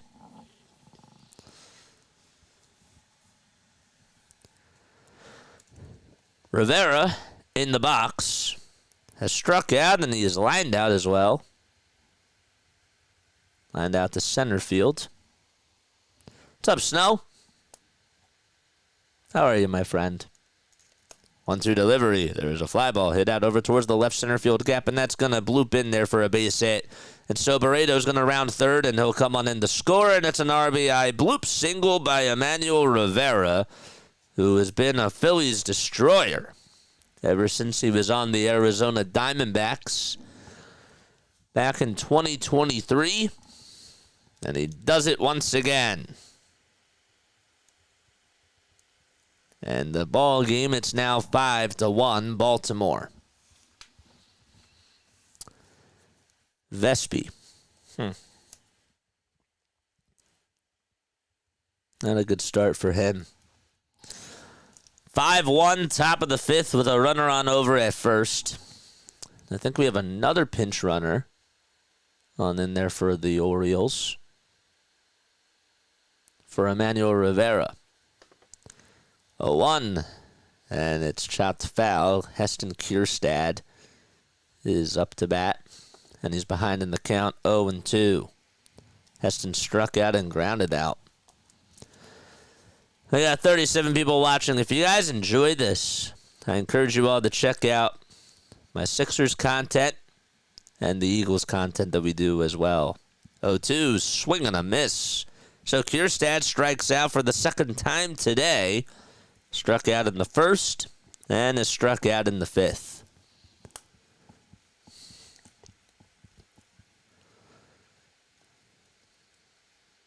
We'll do another spring training game tomorrow. I already called it. I miss baseball.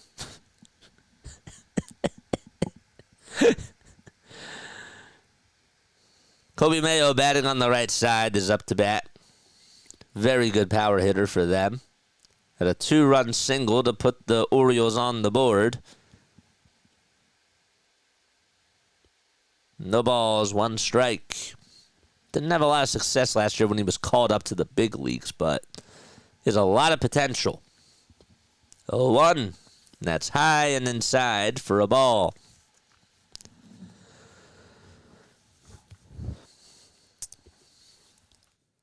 So while we're at it, let's take a look at our schedule for this week. So tomorrow we got Phillies and Pirates at 1:05. Then we got Sixers against the Bulls at 7 o'clock. Tuesday we got the Phillies. Wednesday we got the Phillies against the Blue Jays. And then we got the Sixers against the Knicks at 7 o'clock.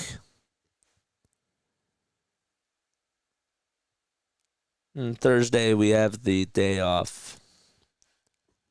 2-1 pitch. Popped up, hit over towards the first base side.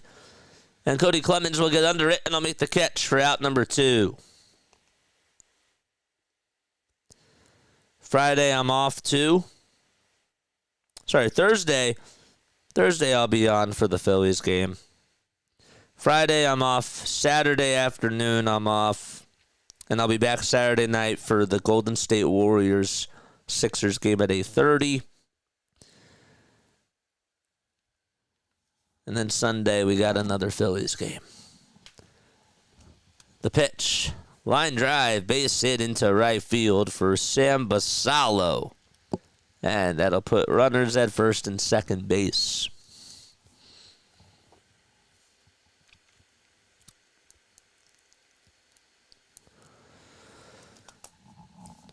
There's still 2 outs. Vespi with 14 pitches in just this inning.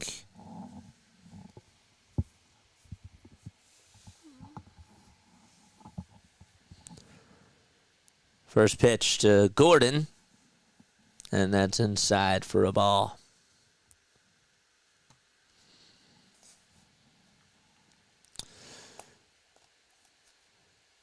What's your record that you think that the Phillies will finish at this year?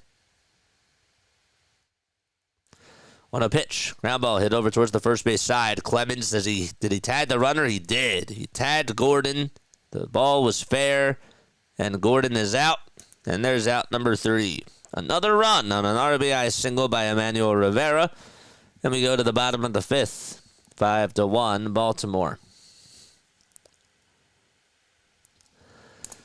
What's your record? Where do you think the Phillies will end up this year? My record for them is 92 and 70. 92 and 70 is what I'm going to go with. What's your record? Where do you think the Phillies realistically will end up finishing? I'm going to say 92 wins. 92 and 70. That might be pretty low.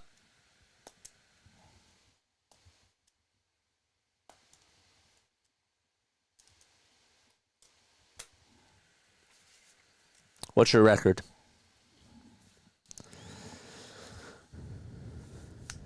David says 90 and 72. Their record last year, if it helps, let's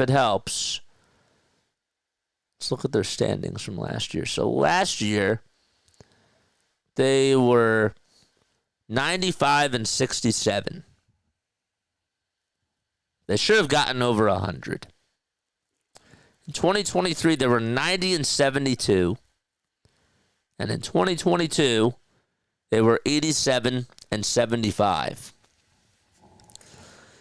So 92 and 70 is what I'm going to go with for this year as what their record is going to be. Jason, what's going on, man? He says either around 500 or 90 and 72. Neil says 101 wins. So he thinks that they're going to go 101 and 61. Interesting.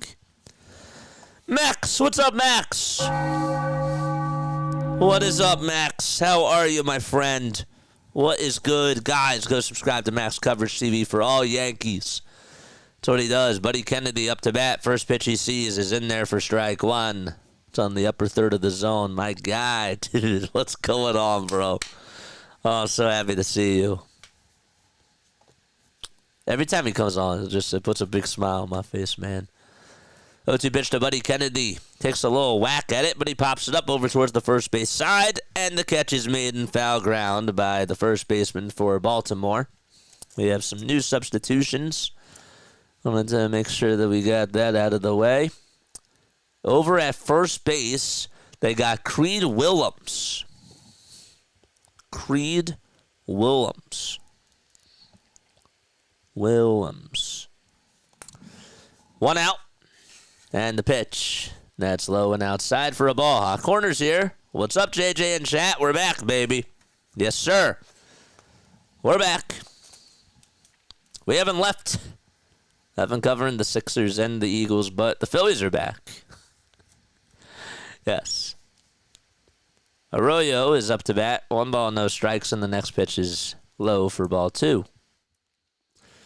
Young kicks and delivers. Swing and a miss at 94 miles per hour. We definitely are back. What's your record, man? Where do you think the Phillies will finish this year? I'm going 92 and 70. 2-1 pitch. Swing and a miss. I think that we finish third in the division. Where do you think we finish in the division? I think that we get into the wild card. And I think that we're third in the division this year. 2-2. There's a foul ball. JJ, I have a really funny feeling about this team. I think Topper will announce at some point, either during the season or after the season, that he's retiring. That'd be funny. Not going to lie. 2-2, and that's outside for ball 3. And the count is full. 1 out, bottom of the 5th. Phillies trail 5-1 to the Baltimore Orioles at Bake Care Ballpark. 3-2 pitch on the inside corner for a called strike 3. And Arroyo goes down looking. He should have swung at that.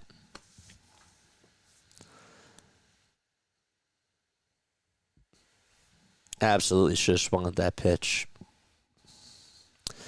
We have notes at the end of this game, and we'll talk more about it.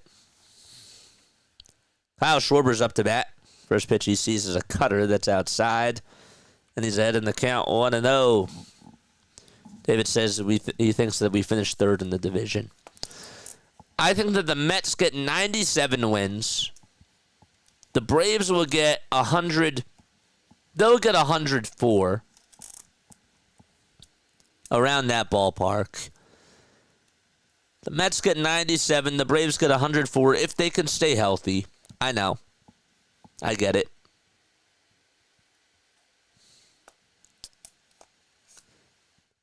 But that's where I stand. 2 balls, no strikes. Young with the 26th pitch of the at-bat. There's a ground ball punched over towards first base, and the flip over towards the pitcher to cover the bag is in time, and the inning is over. So the Phillies go down in order 1, 2, 3, and 5 innings complete. We head to the 6th frame, 5-1 Baltimore. I will fix this headset problem.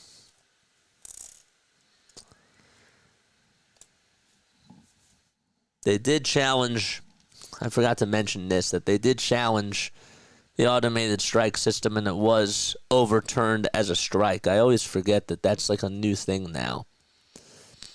Got to pay attention to that. That's why we need spring training for us too.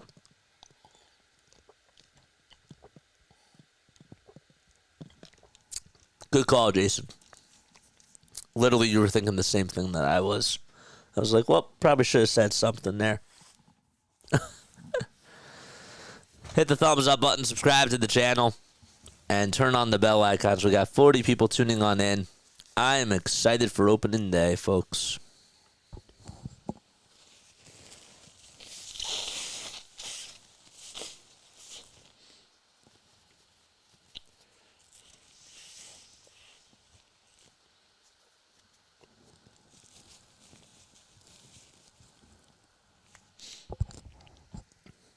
Is Trey Turner overrated? Is Trey Turner overrated?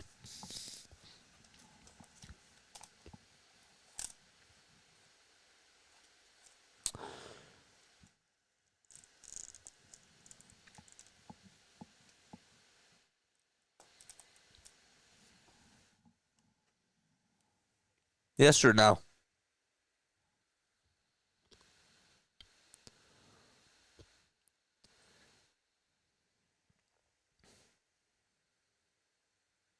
Trey is overrated for fielding. Yeah.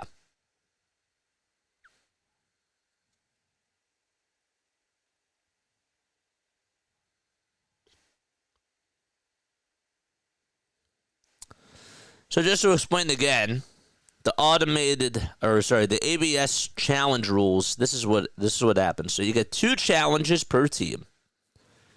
Successful challenges are retained by the team, of course. So if you challenge that it's a ball and it was called a strike, you retain your challenges, right? But you get 2. Only the batter, the pitcher, or the catcher can challenge. You cannot get any assistance from the dugout or phone a friend. You can't do that.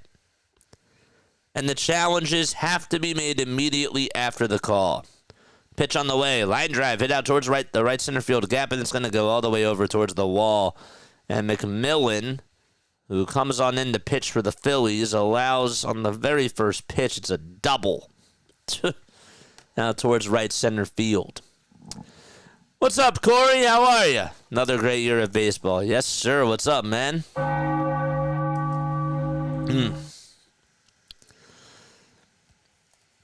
So that double was by Vamail Machin again. He's 3 for 3 today and is just destroyed. Phillies pitching. He is hot. Now bring up Levon Soto. Takes the first pitch way up high for ball 1 at 99 miles per hour. Mets have bases loaded with nobody out in the top of the 5th, and they're down 7-2 to the Nationals. The 1-0. It's inside and low for ball 2. We're doing a lot of stuff this year, folks. We're still doing the Sixers. We obviously did the Eagles. We're going to be doing some spring training games for the first time this year. As we mentioned before, as the 2-0 pitch is just a little bit low for ball 3. After every game, we're opening up the phones. We're doing a postgame show. You guys can voice whatever it is that's on your mind about this baseball team. And we're doing pregame shows. So I expect that we're going to be doing like 3.5 to 4 hour streams almost every single day. Now, when the Sixers play, if the Phillies play at 4 o'clock and then the Sixers are on at 7, we will not do a postgame show that day. And we'll just dive right into the Sixers. That's how it'll work. We're also doing Sunday Night Baseball. We're going to try to do as many as we can this year. I want us to become more of a baseball channel. Phillies first, right? Phillies first for baseball. But I want us to get more and more sports fans on here. So there's a walk allowed to Livan Soto. That puts runners at first and second base. Vavra is up to bat again for the 4th time today. Actually, Vasquez is going to be pinch hitting for him, so Vavra's day is done. Now it's Luis Vasquez, the 25-year-old who's 6 feet tall, 165 pounds, playing over at shortstop.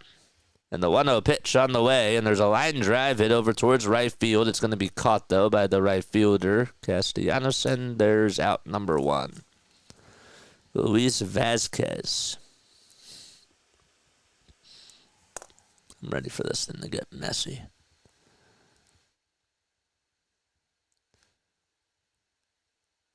Phillies, by the way, they've made some changes, too, to their lineup. So Justin Crawford is out in right field,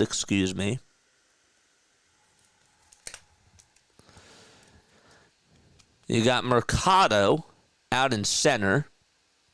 Oscar Mercado, that is. And Aiden Miller is... Wait, hold up.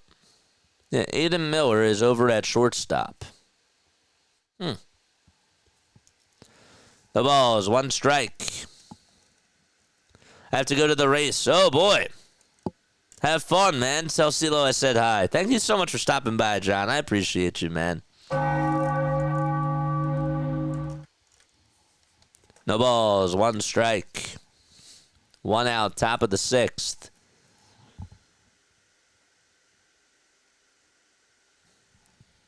Oh, 1. Swing and a miss. And that'll make the count now 0-2.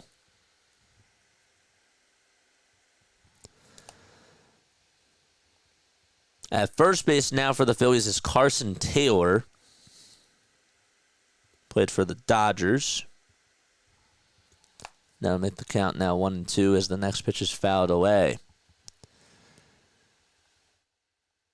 The guy catching behind the plate is Peyton Henry. Comes in for Garrett Stubbs. 1-2, and there's a foul ball. They made changes to everybody except for Kyle Schwarber. Gabriel Rincones is out in left field.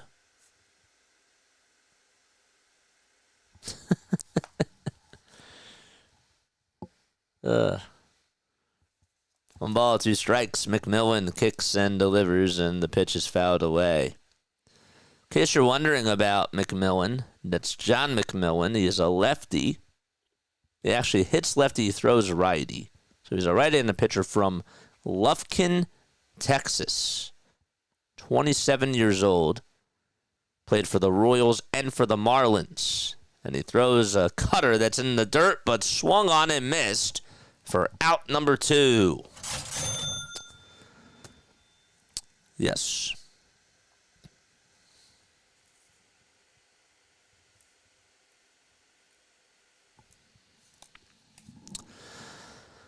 With Sunday Night Baseball leaving ESPN, does Joe Buck call all the games on Sunday night? Just the first Sunday night game. It's been Carl Ravitch, who's been calling the games. I don't know how that's working. 2 outs, 2 runners on in the top of the 6th. And the pitch on the way is in there. It's actually just a little bit inside, excuse me, for a ball. So Barreto is the one who struck out swinging. Creed Williams is up to bat. And the 1-0 is at 99 for a strike.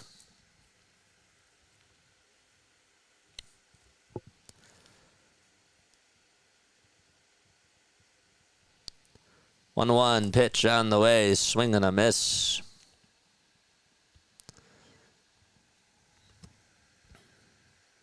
Hmm.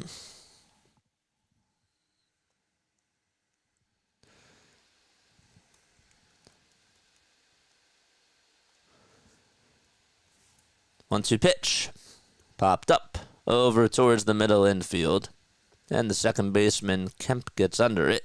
And the inning is over. And the Phillies will go to the bottom of the 6th. They trail 5-1. Okay. So let's get all these changes correct. We have a new pitcher coming in for Baltimore on top of that, too. All right, so this is Judd Fabian, who's playing out in center field. Right? Fabian is out in center field. Or sorry, is out in right field, that is. Why is this not coming up? Judd Fabian is out in right field. Yeah, make sure you guys like and subscribe and hit the bell icons as well. And that way you'll know when we go live. Is that Otto Kemp who's at second base? Yeah. Why do I remember the name Otto Kemp? Probably because he was on the Jersey Shore Blue Claws. He's playing for Buddy Kennedy. And who's over at third base for us now? Who's over at third? Lantigua. Who's Rafael Lantigua.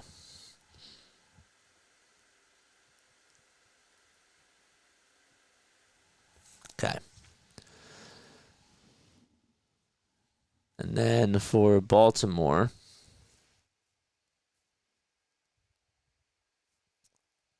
we said Barreto. Adams. Who's Adams? That's Jordan Adams. Playing out in right field for Kjerstad, right?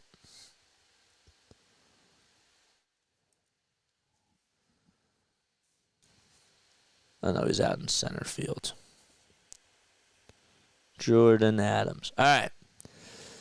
So here we go to the bottom of the 6th. And Crawford is up to bat. Contreras is on the mound. This is Ronzi Contreras. Played in 49 games in AAA last year as the next pitch is taken for a strike. Ronzi Contreras played in 2024 with Pittsburgh and with the LA Angels. 1-1, and that's a foul ball. Crawford again up to bat, has a similar stance to Rojas, it looks like.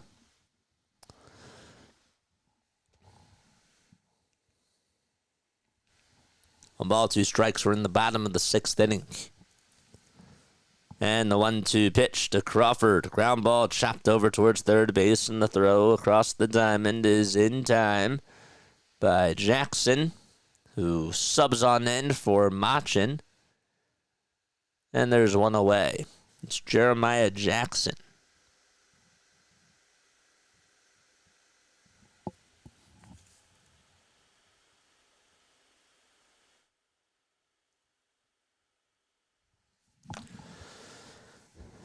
And here is Mercado, who will step into the box. Takes the first pitch for a ball.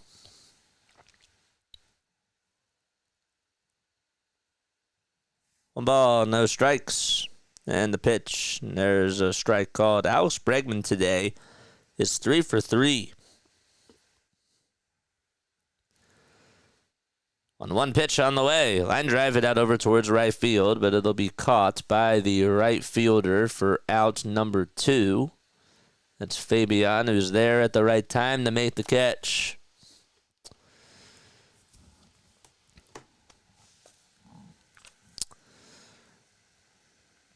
And now Aiden Miller's coming up. This is the guy I'm keeping my eye on. Aiden Miller is up to bat, folks. First pitch that he sees is in there for a strike on the outside corner. This pitcher's good. This pitcher's really, really good.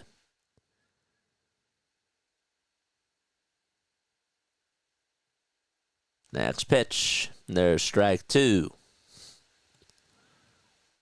Contreras on the mound. Guy not wasting any time. 0-2 pitch. Another fastball at 97, and it's chopped foul. 2 outs. Bottom of the 6th. Nobody on. Who do you guys want to sign an extension between JT Realmuto, Kyle Schwarber, or Ranger Suarez? 0-2, check swing. Did he go? And they say no over at first base. Between the 3 of those guys, I take Ranger. Ranger's that Swiss Army knife that you need. 1-2 on the way. Fly ball hit out over towards shallow left center field. Who's going to get it? The left fielder does, and the inning is over. And that's Barreto who makes the catch. So Miller flies out. And that'll do it in the 6th. Then we go to the top of the 7th. 5-1, Baltimore. Okay.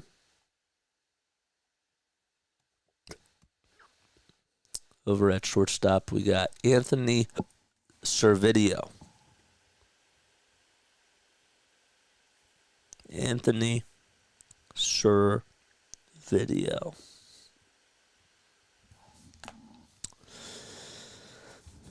Like, subscribe, and turn on those bell icons as well. Got 580 views. That's beautiful.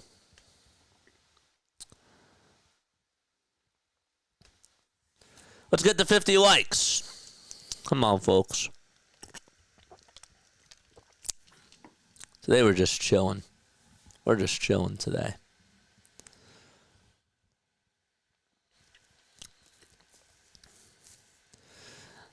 The Yankees yesterday, during the second game of their grapefruit schedule, they were actually, it was funny because they used the ABS system and they turned a strikeout into a walk and then went on to score 3 runs in the 6th against Toronto. We're going to see more of those types of things, it looks like. But I just think that that's kind of funny.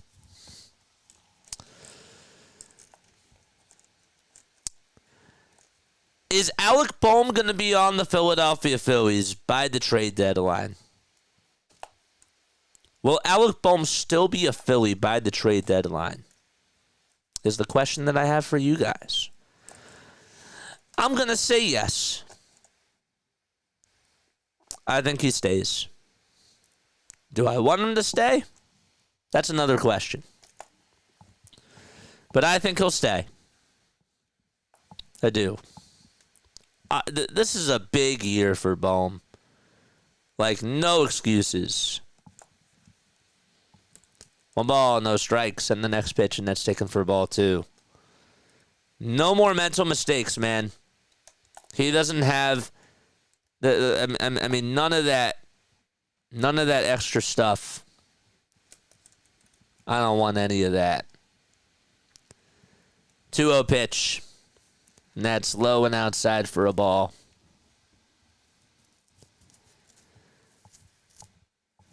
3 balls, no strikes, and the next pitch. And there's a strike caught at the knees. Produced a lot of runs last year, but the attitude is what I can't stand. That's what you got to look out for. 3-1 delivery, swing and a miss. Fabian up to bat. Garnett is on the mound for the Phillies. We'll get you his stats in just a little bit. 10-year-old stuff, says Tom. Yeah. I can't have that on my team this year. Short leash for my guy. 3-2. There's a breaking ball that's in the dirt for ball 4. I mean, my guy benches you, and yet you have the audacity to swing at the first pitch in the playoffs, and then you make a mental mistake over at third base with the bases loaded, and you give up on the play. You're treating Bohm like Philly treated Carson Wentz.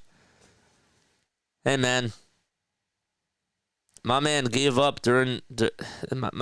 My man, like, the manager benches you because you're in such a bad slump, and you have the balls to swing at the first pitch and pop out. Like, he did that 3 times. He just kept chasing after pitches, and yet you would think that that would set a tone.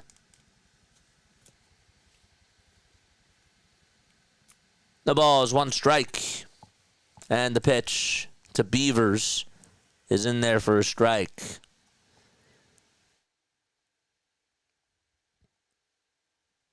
That's Dylan Beavers, the 23-year-old.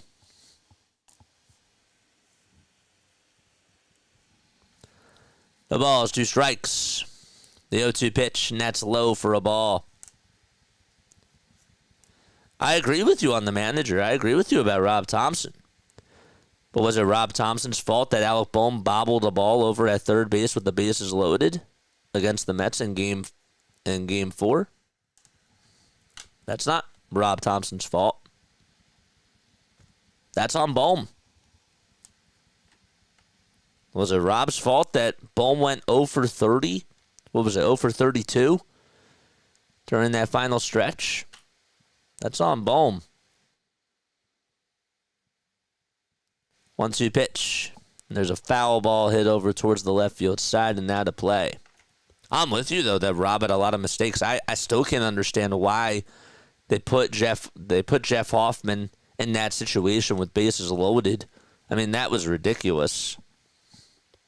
And he gives up the grand slam to Lindor.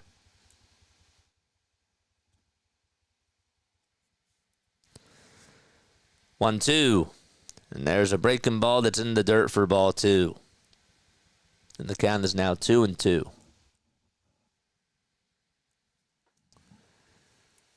Dylan Beavers, 23 years old, from San Luis Obispo, California.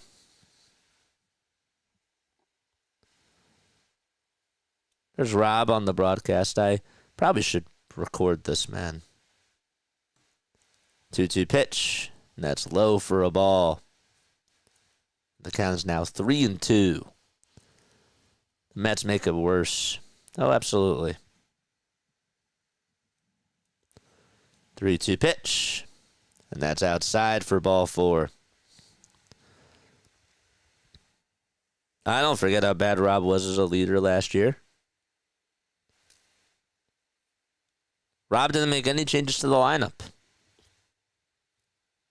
But when he finally had the audacity to bench Bohm, you would think that as a player that would send a message. You would think that would send a message.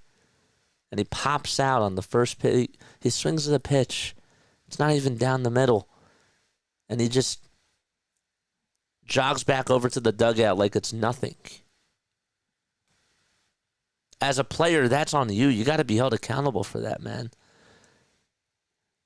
But Rob, with the way that he managed the bullpen and with not preaching small ball, that's on Rob.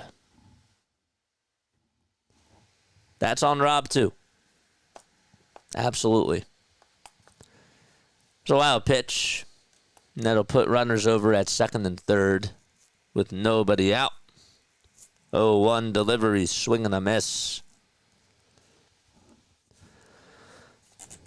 We're in the top of the seventh. It's 5-1 Baltimore. Phillies playing at Baycare Ballpark. They'll wind up in the next pitch, swing and a miss. Buenuelos strikes out on 3 pitches.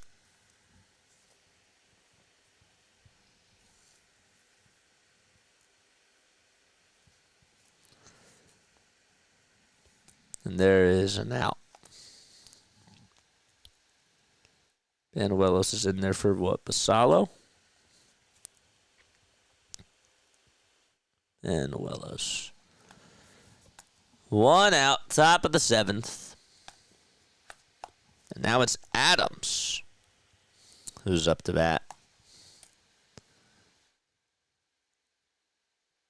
It's John Adams. Or Jordan Adams.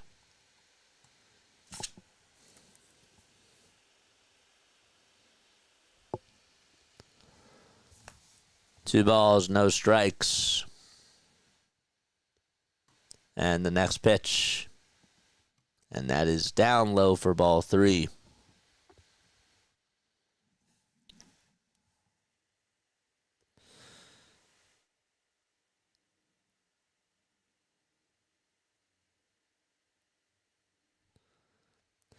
Three-0 pitch. Ground ball hit over towards second base. And the throw over to first is in time. It'll get a run home, though. And that'll put another runner over at third with 2 outs.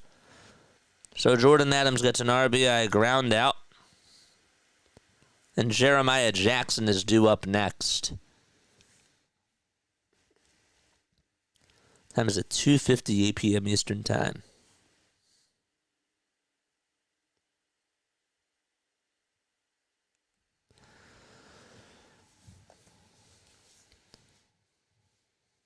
Rob is definitely, though, on my hot seat this year.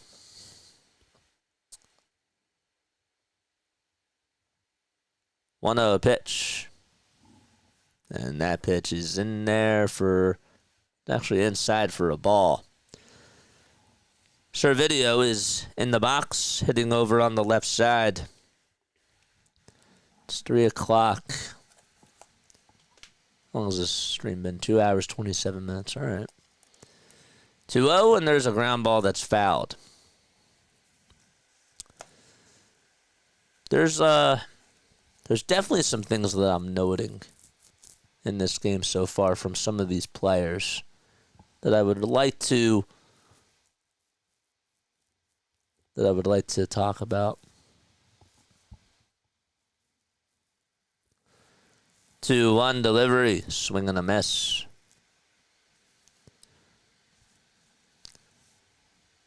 Nationals have put up 9 runs. The Astros have put up 9 runs. Holy moly.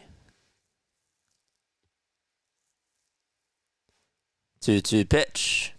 Outside and high for ball 3. And the count is now full.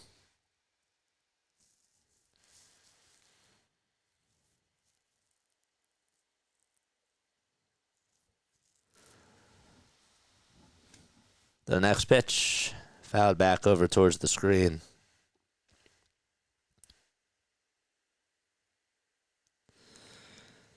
If a team violates the previously instituted ban of the infield shift, this is according to these new rules, which requires a minimum of 2 infielders on either side of second base, the batter will be given first base, and the runners will be able to advance 1 base. That's wild. Next pitch on the way, and that's taken down low for a ball. And that'll put runners at the corners with 2 outs. So Servideo walks, and we go back to the top of the order. But we have a pitch and change first, as Cotham is going to go out there, and we're going to have a pitch and change. So if a team violates the previously instituted ban of the infield shift, The batter will be given first base, and the runners will be able to advance one base. What happened before was the penalty for violating the ban was an automatic ball. Teams will continue to have the ability to decline the penalty and accept the results of the play.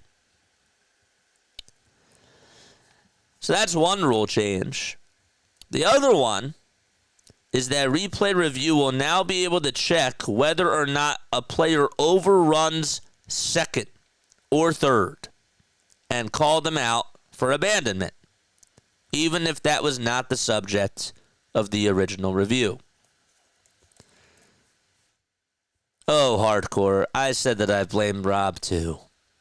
Don't put words in my mouth. I literally said Rob deserves all the blame for putting in Jeff Hoffman with the bases loaded. He deserves a lot of the blame when it comes to not playing small ball. I'm saying when it comes to Alec Bohm specifically, you're a player. You're 0 for 31, okay? The manager finally benches you, and you have the audacity to swing at the first pitch. At the first pitch. The pitch is not even a strike, and you pop out to third base, and you just jog back to the dugout like nothing happens. That's on the player. That's on the player. He has to be better. And he makes a mental mistake over at third base and just acts like nothing happened. With the bases loaded, that's on Bohm. That doesn't give Rob Thompson an excuse. I'm just saying that as a player, you got to be better. Two things could be true. You know? I put Rob Thompson on my hot seat. Still is on my hot seat.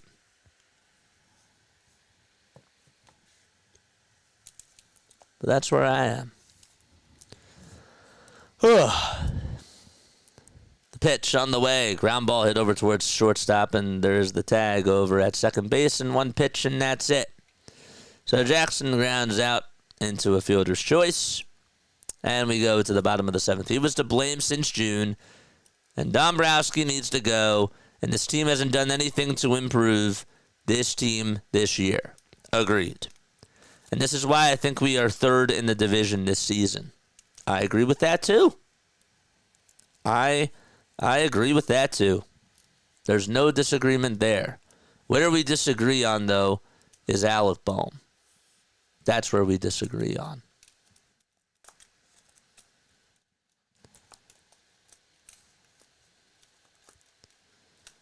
I've gone back and I've watched those games. Ugh. Put myself through it. At least the Eagles won us a Super Bowl. Got 33 concurrent viewers on here. Make sure you guys hit the thumbs up button and subscribe to the channel as well.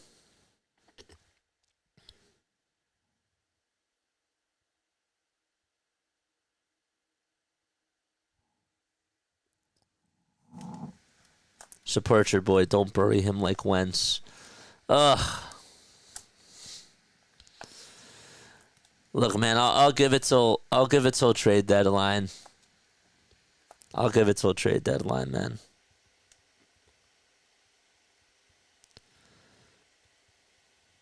Buster Posey is now the new president of... Oh, yeah, I forgot my dad told me that.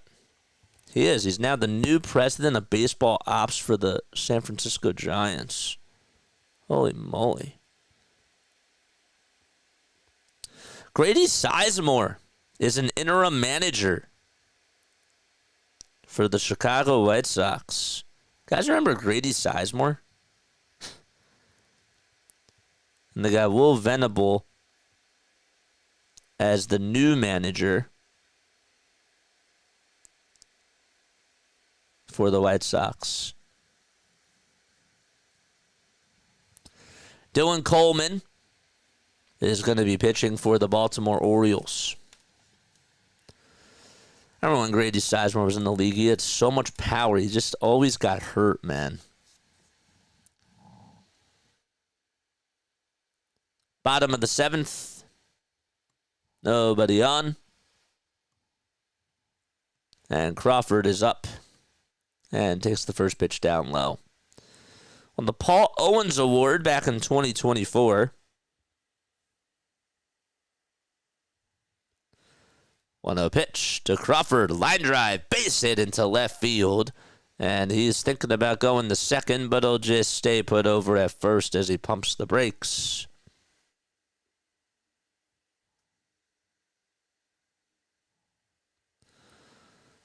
Paul Owens Award. It was instituted back in 1986. Owens actually spent 48 years in the Phillies organization as a scout and a farm director, a general manager, and a senior advisor. All right, Rincones Jr. up to bat. The first pitch swung on, smoke, deep right field. Forget about it, it's gone. And that is how the Phillies get their next 2 runs. What a shot by Gabriel Rincones Jr., the 23-year-old from Bonington Beach, Florida, able to cut the deficit in half.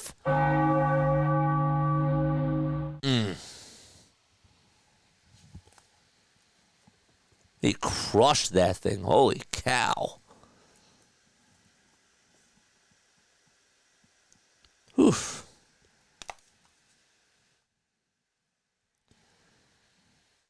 He'll be 24 on March 4th.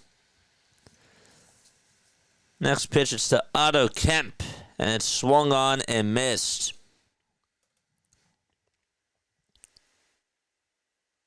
He did not miss a beat on that. Rincones Jr., he's ranked the 85th. He's ranked 85th in the Phillies organization. He was a 3rd-round pick and the 93rd overall pick by the Phillies back in 2022. Next pitch to Otto Kemp, swing and a miss. And the count is 0-2.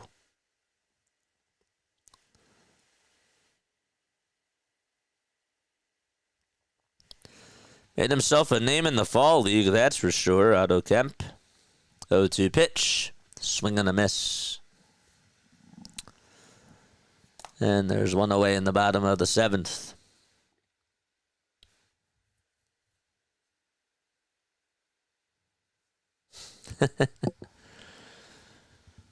Hit the thumbs up button, subscribe to the channel, and turn on the bell icons.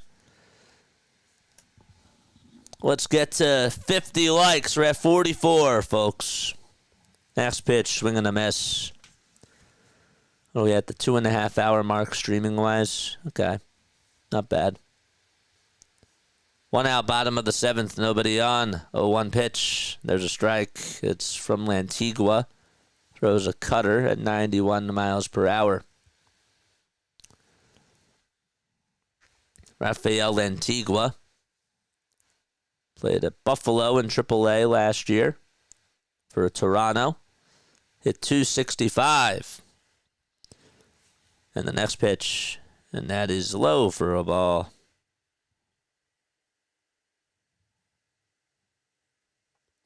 He's playing over at third base for Christian Arroyo.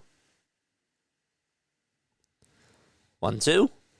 That's low for ball 2. 26 years old. 5 feet 7 inches tall. He's probably going to play a AAA this year. 2 balls, 2 strikes. And the 2-2 pitch. Ooh, it was a backdoor curveball, but it just missed. 3-2 is the count. 1 out, bottom of the 7th.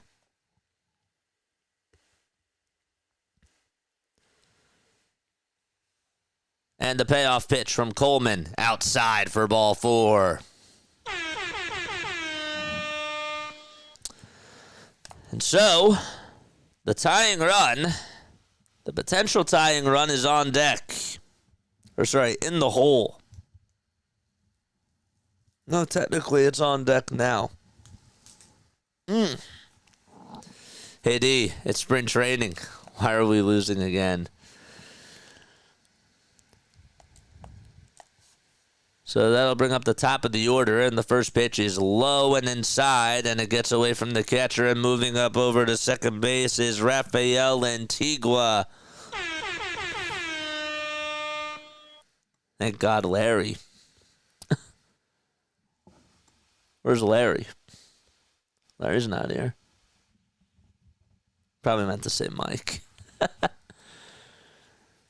There's Carson Taylor. 16 homers, 77 RBI. I've made that mistake too. 1-0 pitch. That's inside for ball 2.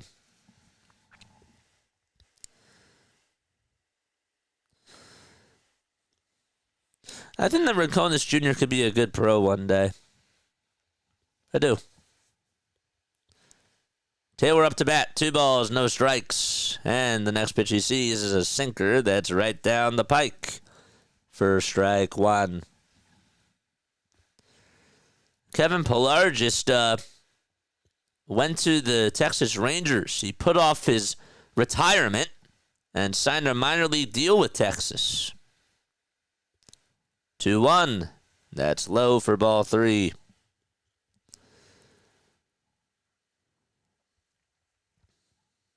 I'm Larry today.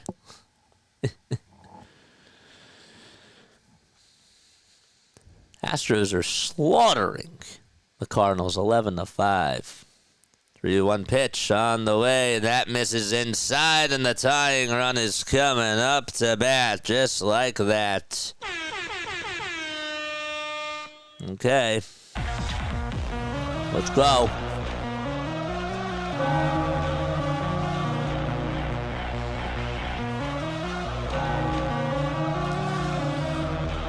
Timeouts.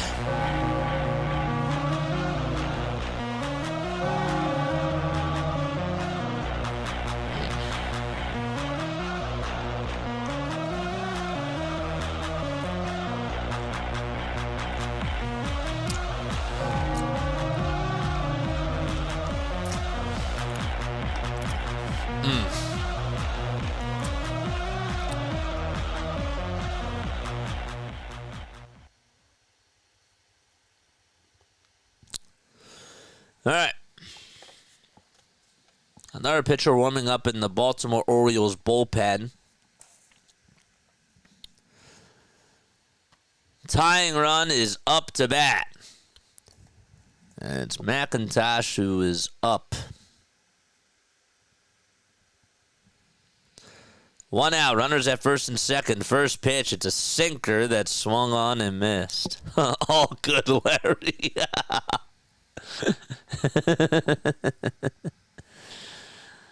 Paul McIntosh at 246 at Pensacola in Double-A. 0-1, ground ball hit over towards shortstop, the flip over to second. There's one, the throw over to first in time for a 6-4-3 double play. And the inning is over. The rally is over, and we go to the top of the 8th. Baltimore leads it 6-3, but Rincones Jr., Gabriel Rincones Jr. cuts the deficit in half and makes it a 6-3 game. Okay. Not a good at-bat there. Got on top of a pitch. So much for the rally. Yeah. It is what it is.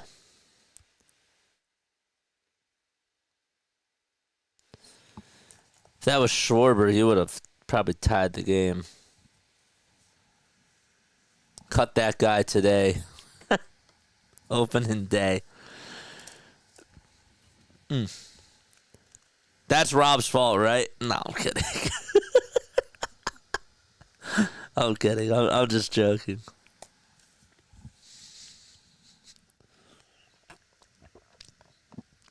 Is anyone going down the spring training? That's a very good question. Is anybody going down the spring training?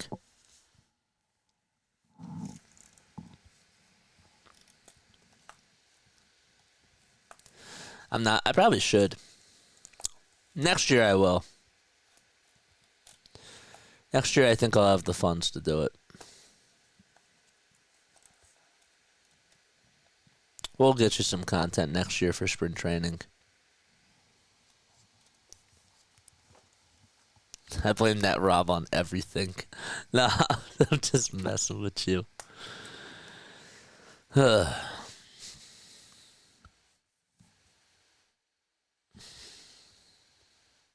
to the top of the 8th. Not Rob's fault, but maybe Kevin Long's. You're going to spring training next year? Kamel says, who do you want leading off? I want Trey Turner leading off. I want Schwarber batting 4th. Carlos Francisco is going to be pitching for the Philadelphia Phillies now. So he is their 7th pitcher that they've used today. And the first pitch is taken for a ball. Francisco, 25. He'll be 26 in July.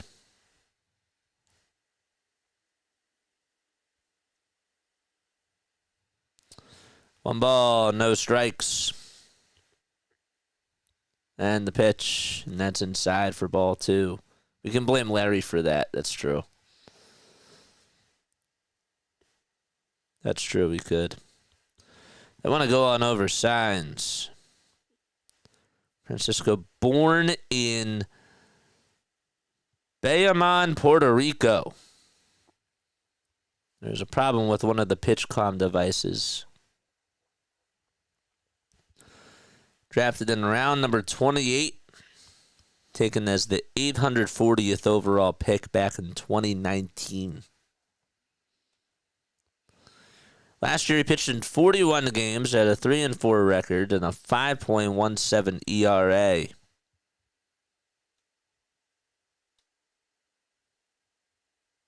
That was in Double-A. Like, subscribe, hit the bell icon. We got 32 people tuning on in. You're flipping a quarter. Top of the 8th. Where's Dombrowski on the quarter? 2-0 pitch. There's a foul ball.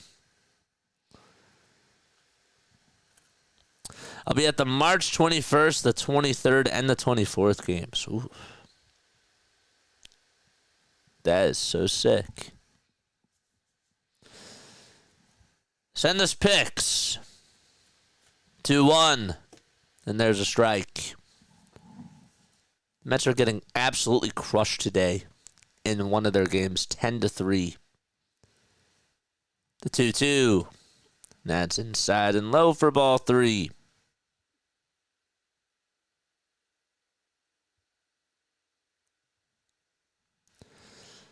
Francisco kicks and fires and throws the 3-2 high for ball 4. And there's a runner over at first base with nobody out in top of the 8th.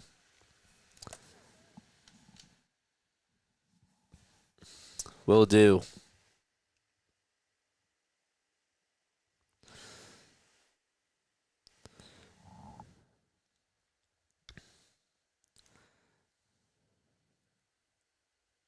There's a pitch out, and the throw back over to first is not in time.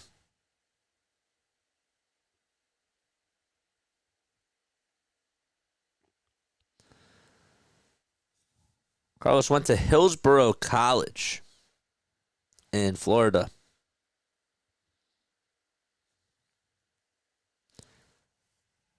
He's pretty tall, 6 feet 4 inches tall.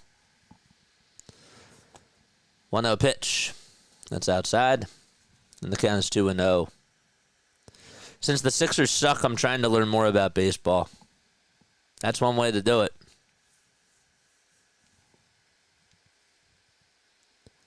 2-0. And there's a foul ball. Do we have 2 of the worst GMs in sports? No. You want to talk about bad GMs? Look at the Washington Wizards GM. Will Dawkins.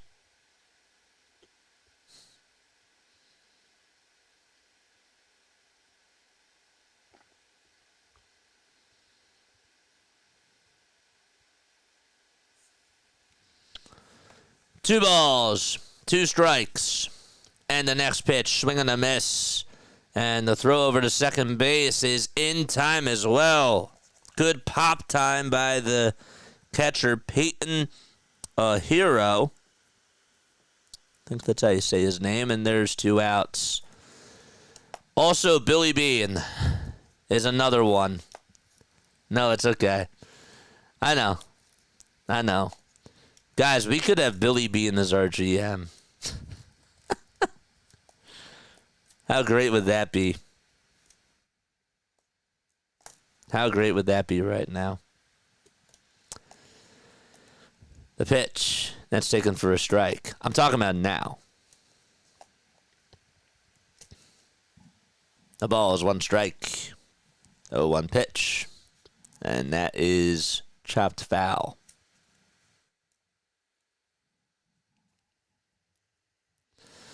It could be worse, man.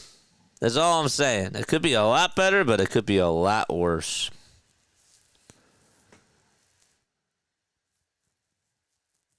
Oh, 2. That's inside for a ball.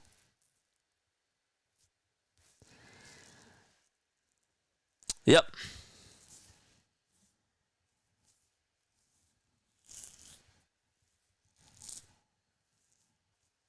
One-two delivery on the way. And there's another foul ball. That one goes out of play. Ugh. 3 more likes till we get to 50, man. Oh, we're so close.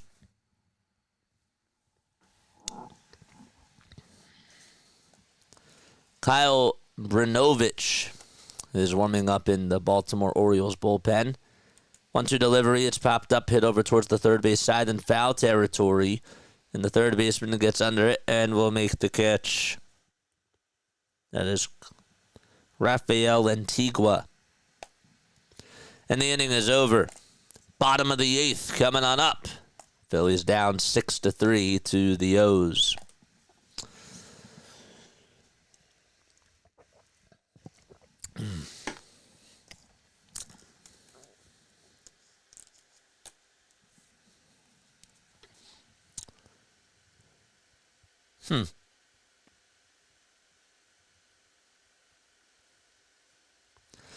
MLB just had a top 5 or an all-time Mount Rushmore for the Reds. And I want to know your thoughts about this. They got Pete Rose. They got Johnny Bench, Joe Morgan, and Barry Larkin. So, if that's their Mount Rushmore, who's on the Phillies Mount Rushmore? Let me know if you agree with this list. Mike Schmidt, Steve Carlton,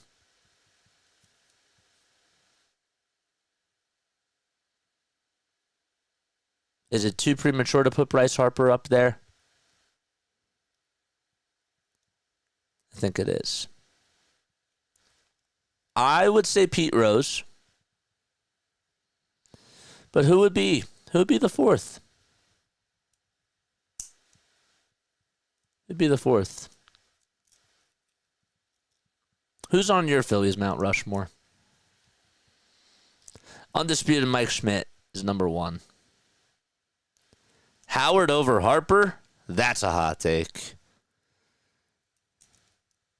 Well, because he won a World Series. Okay, I see what you're saying. I don't know if he belongs on the Mount Rushmore, though. Whitey and Dick Allen. Okay. Roy Halladay. I wasn't going to put Roy on my Mount Rushmore because he wasn't here for that long.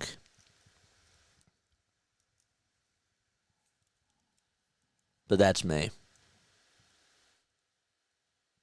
Howard was clutch during those years. He was. You can make an argument I wouldn't put him on mine. Bobby Abreu, another great player. I wouldn't put him on mine, though, either. But it's a good conversation. Dick Allen. Dick Allen's a good one. The pitch. That's in there for a strike. Roy Halladay did throw he threw a no-hitter and a perfect game, yeah. 1-1 pitch to Mercado. Line drive, base hit into center field, and that's going to bounce off the glove of the center fielder. Mercado is going to go on over to second base, and he gets in with a stand-up. Well, they're going to call it a single and probably an E8 as well. And there's a runner in scoring position. All right.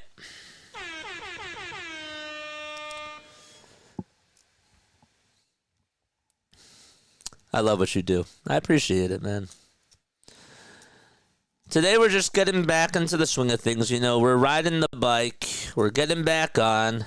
There's been hiccups. There's been moments of silence, and I think that that's fine. First pitch to Henry, and that swung on and missed. Also, spring training is a different beast than even just the regular season because you have so many players that are trying to prove themselves. And I keep forgetting you got to, write new players down and say who's up. And Brnovich on the bump, and that's taken outside and high for a ball. We cover the Phillies, we cover the Sixers, and we cover the Eagles on this channel. We try not to miss any of those games. And we have a lot of fun. Well, we do. Schmidt, Howard, Carlton, Rose. That's a good list. It's a good list. I'm glad I'm here, JJ, because I'm lost on these names. It's a lot. It's like a football roster, man. 2 balls, 1 strike to Henry. And the pitch fouled away. Kyle Brnovich, 27 years old, on the mound. Right-handed pitcher from Cincinnati, Ohio. He's been in the minors for a little bit of time.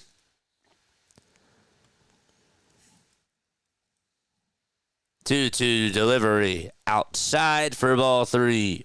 Would you put J.D. Drew on there for all those deep batteries, home runs they threw?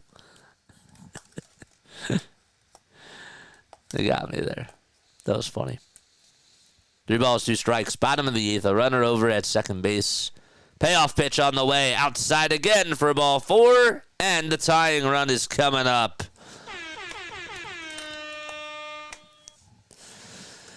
Well, we've had a couple of chances. And now Aiden Miller, I believe, is coming up. So this is a huge at-bat for him. It's a big spot for Aiden Miller. The top prospect.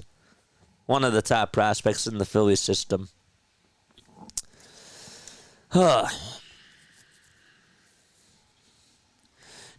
let me check you out, man. Hold up. I'll subscribe to you.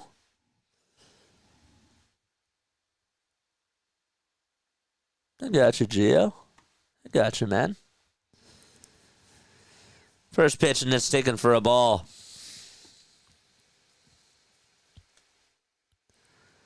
1-0 pitch. That's taken inside for ball 2. And timeout called from the catcher. It's hard. It's hard to keep up with all these names. It is. Aiden Miller, shortstop and third baseman for the Phillies organization.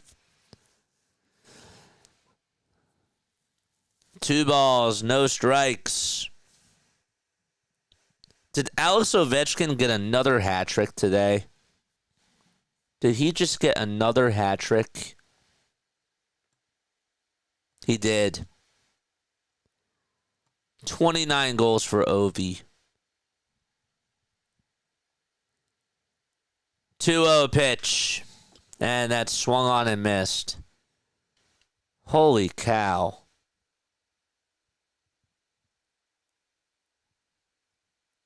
He's on the Mount Rushmore for NHL all time. He has to be up there. Maybe not on the Mount Rushmore, but he's up there. 2-1. That's up high for ball 3. Crawford waits on deck.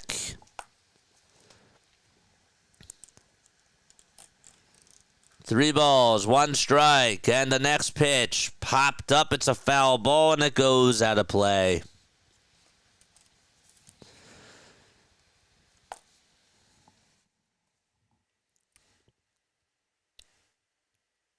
Come on, Aiden.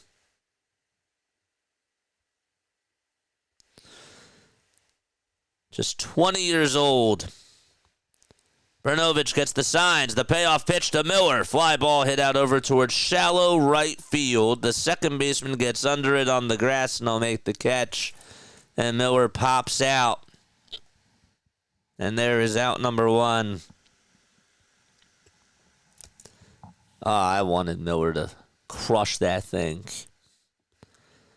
That was like that was a pure moment for him.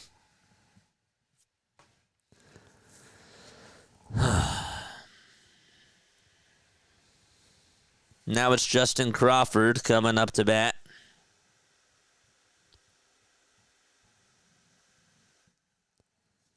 Rinconis is in the hole.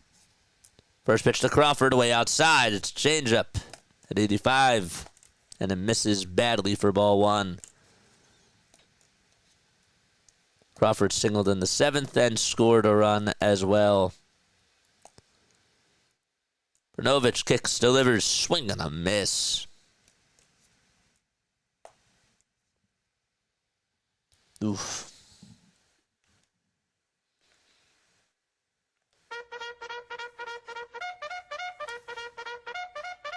Charge.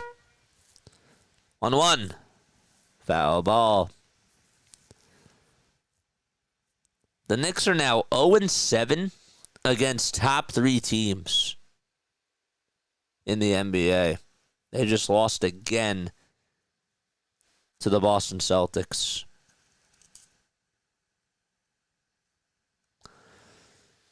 Brnovich gets set at the belt, and the 1-2 pitch on the way. On the outside corner for a called strike. 3 was a curveball that just ended at the knees. Ay, ay, ay.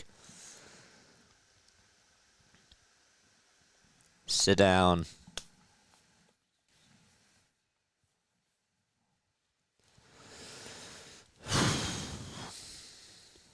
There's 2 away. Rinconis' home run went 391 feet. And he's up to bat now. Tying run. Still up to bat. First pitch. It's a curveball on the outside corner, and there's strike 1. After this, we'll have a little postgame show. I'll give you my thoughts on certain players and their performances, and we'll talk about that. It's going to be a long season for us, man. A long season. We got a lot of cool things coming up. No balls, 1 strike to Gabriel Rinconis Jr. Brnovich gets set at the belt again. Runners at first and second. 0-1 to Rinconis, and it's high.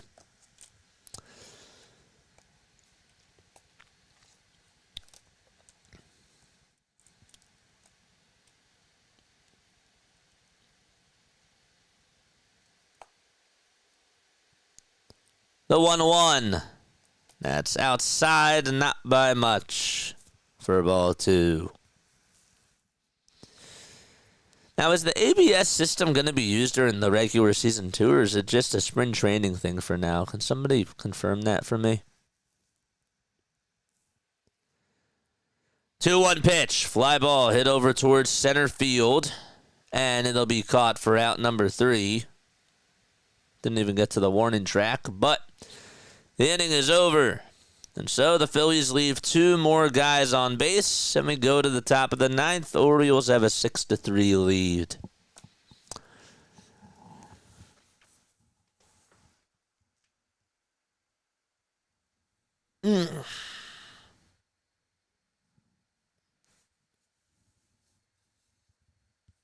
It's just spring training. Hold on, says Mike. Okay.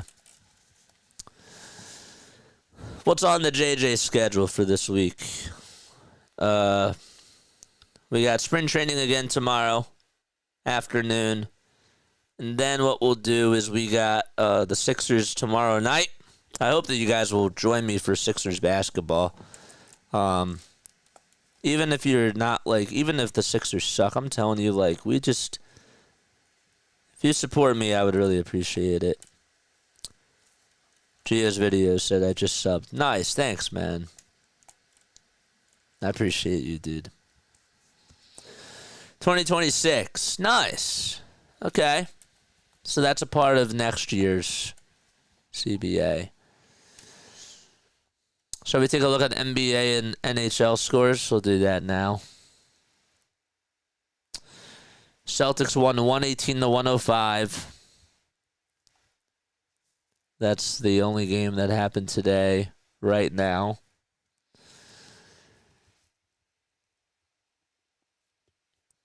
And the Capitals won 7-3.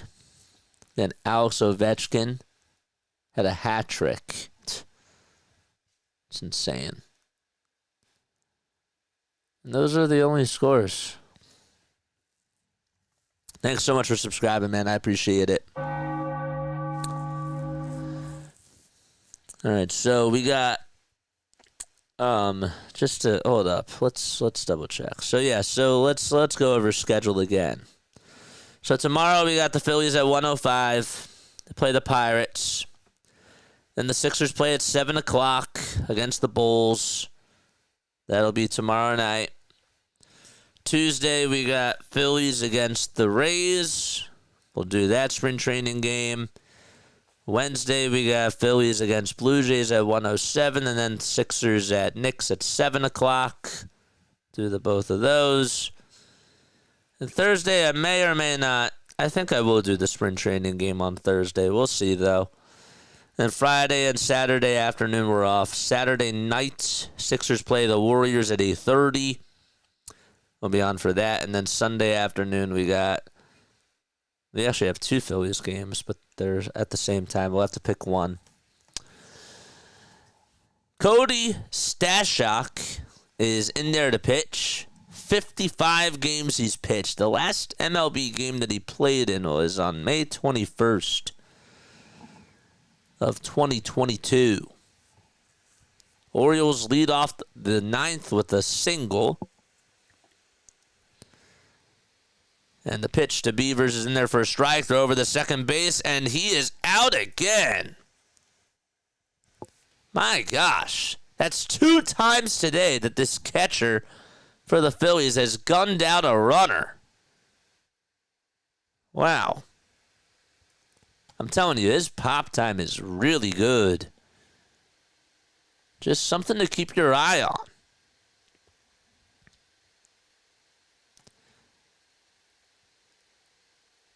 That's Paul McIntosh. 1-0 pitch.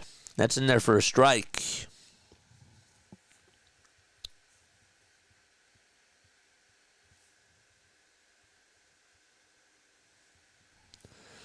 One, and that's a little bit high.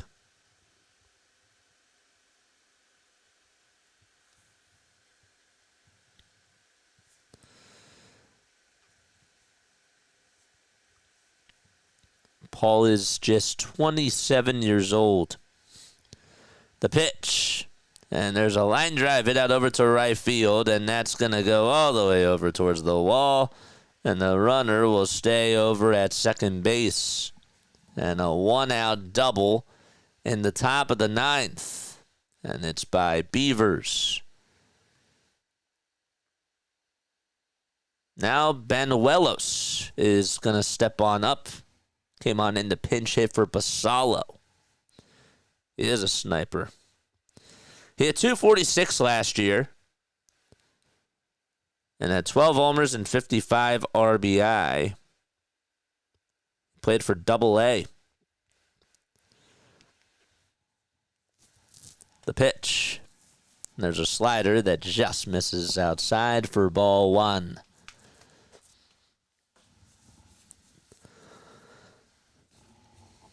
David Banuelos hitting .225 with 2 homers and 11 RBI last year, that is. 1-0, he chops this one over towards third base, and the throw across the diamond will get him out, and there's 2 away.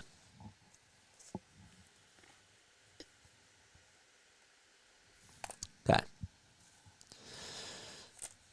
So, after the game is done, I got notes, and I want to talk about some of these players today. I have thoughts, and I would love to hear what you guys have to say, too. 2 outs in the top of the 9th, and a runner on over at second, and the pitch to Adams is up high. Cody Stashak, 30 years old, is from Summers Point, New Jersey.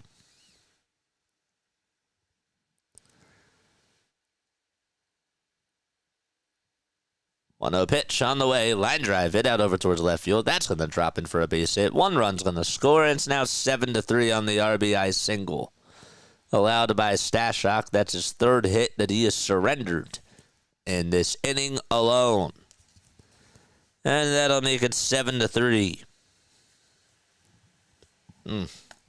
Left one hanging out over the middle of the plate.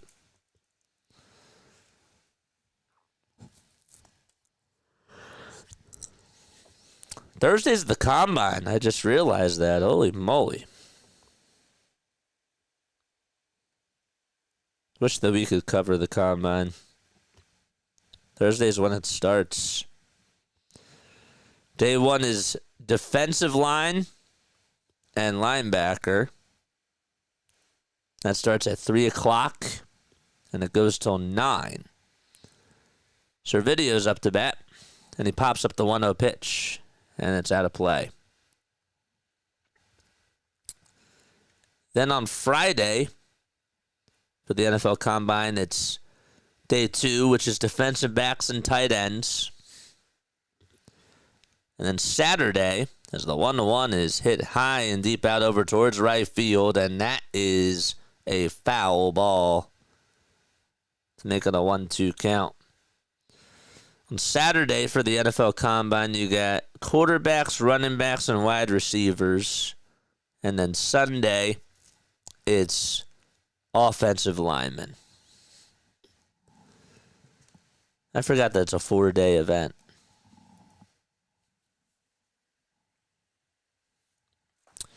Anybody know where the NFL Combine is this year?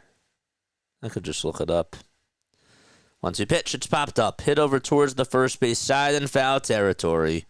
And it's caught for out number 3. And the Phillies will go to the bottom of the 9th. They're down 7-3. And they'll be back. NFL Combine. Where is it? Where is it?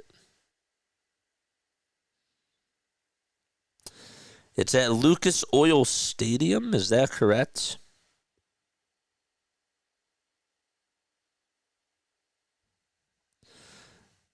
No real talent in the minors to see. There's some. Rinconis is pretty good. I like this Rinconis guy. It's good. Lucas Oil Stadium. That's where it's held every year. Huh. It's in Indianapolis.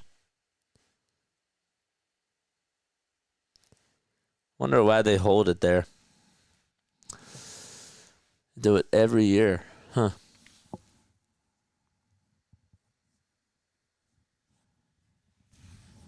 I wonder who the Eagles are going to be looking for at the Combine.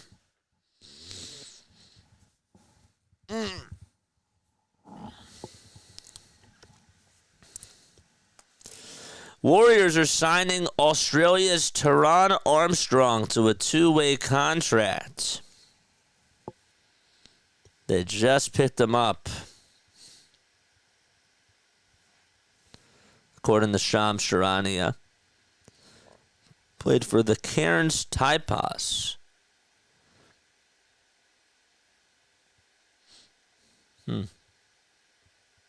Averaged about 11 points, 5.5 rebounds, and 5 assists Probably a central location. Yeah, I guess so. And probably weather-wise, but I don't know. Think that they'll target D-line? Why? Because Brandon Graham's retiring? Bottom of the ninth.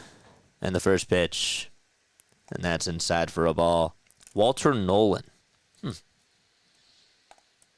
a guy to watch for, huh? I gotta start looking at these guys, man. 1-0. And there's a called strike. So Otto Kemp is up to bat. It's 7, 8, and 9 due up. 8, 9, and 1 due up in the order. Kemp struck out in the 7th. Don't forget to like and subscribe. We're on our way to 5,000 subscribers. 1-1. And there's a called strike. Right down the middle. Brnovich is still pitching, by the way. Josh Sweat and Milton Williams are going to get paid. Yep. 1-2 pitch. Ground ball, base hit back up the middle. So that's the 4th inning in a row where the leadoff man has gotten aboard for the Phillies. And that's how we start off the bottom of the 9th with a base hit. Just got it right back up the middle. Did a good job staying on top of that pitch. That's the catcher. That's Henry. Peyton Henry.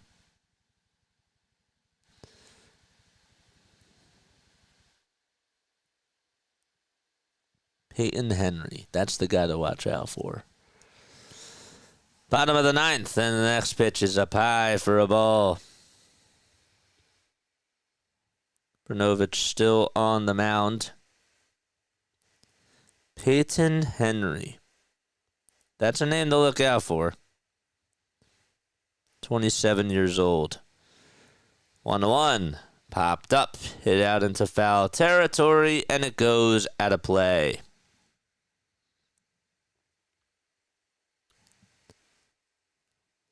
Antigua is up to bat. That's Rafael Antigua. Is Vladimir Guerrero Jr. going to get moved?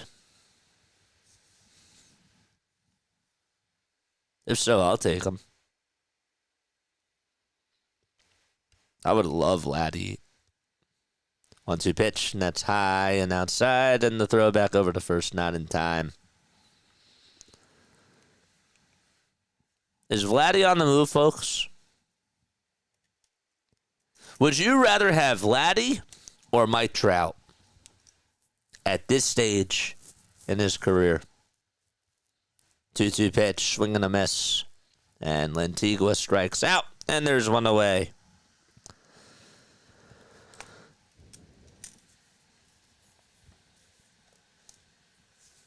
Would you rather have Vladdy or Mike Trout?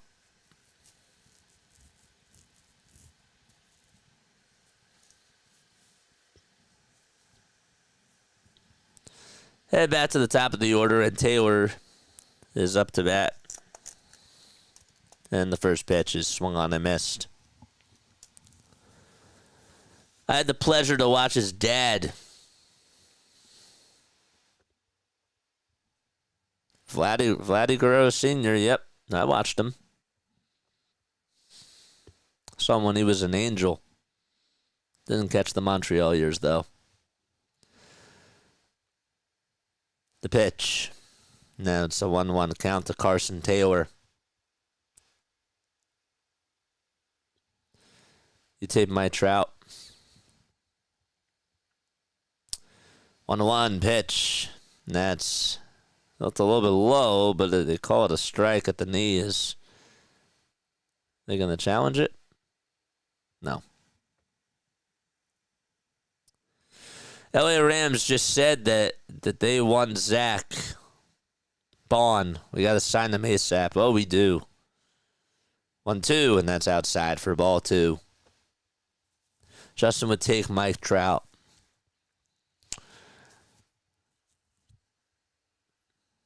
Who would you take? Would you take Mike Trout or Vladdy Guerrero Jr. if you were to choose between the two? Disappointed that Max Kepler didn't get to bat today. The 2-2 pitch, and there's a strike 3. Called as a change up on the inside corner, and out number 2 is recorded. Stay on for our post-game show. We got a little post-game show coming up after this.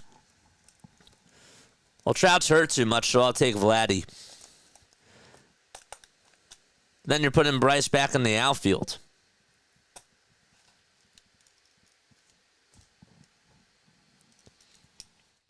The pitch, and that's inside for a ball. McIntosh is up to bat.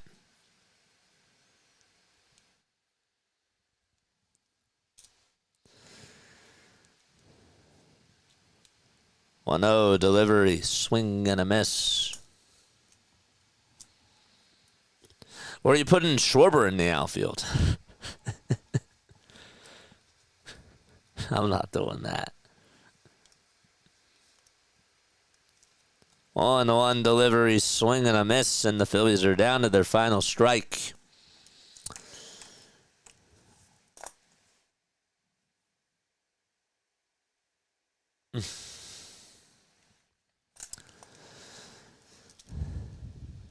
Said to do that last year. You told me I was nuts. No, I said you were nuts for Jazz Chisholm. That's what I said you were nuts for. That's what I said you were nuts for. 1-2 delivery. Check swing. Did he go? They say no. Said to do that last year, and you told me I was nuts. I wanted the Phillies to trade for Pete Alonso, put Harper back in the outfield, and put Alonso at first, and you told me I was nuts. I don't remember that. I told you that you were nuts for Jazz Chisholm Jr. That's what I remember. 2-2 on the way, swing and a miss. And that is the ball game. So the Phillies lose by a final score of 7-3 in their second game of spring training. And are now 0-2. There's some things to talk about, and I have stuff that I would like to say. Okay, overall, today, I was not really happy with some of the pitching.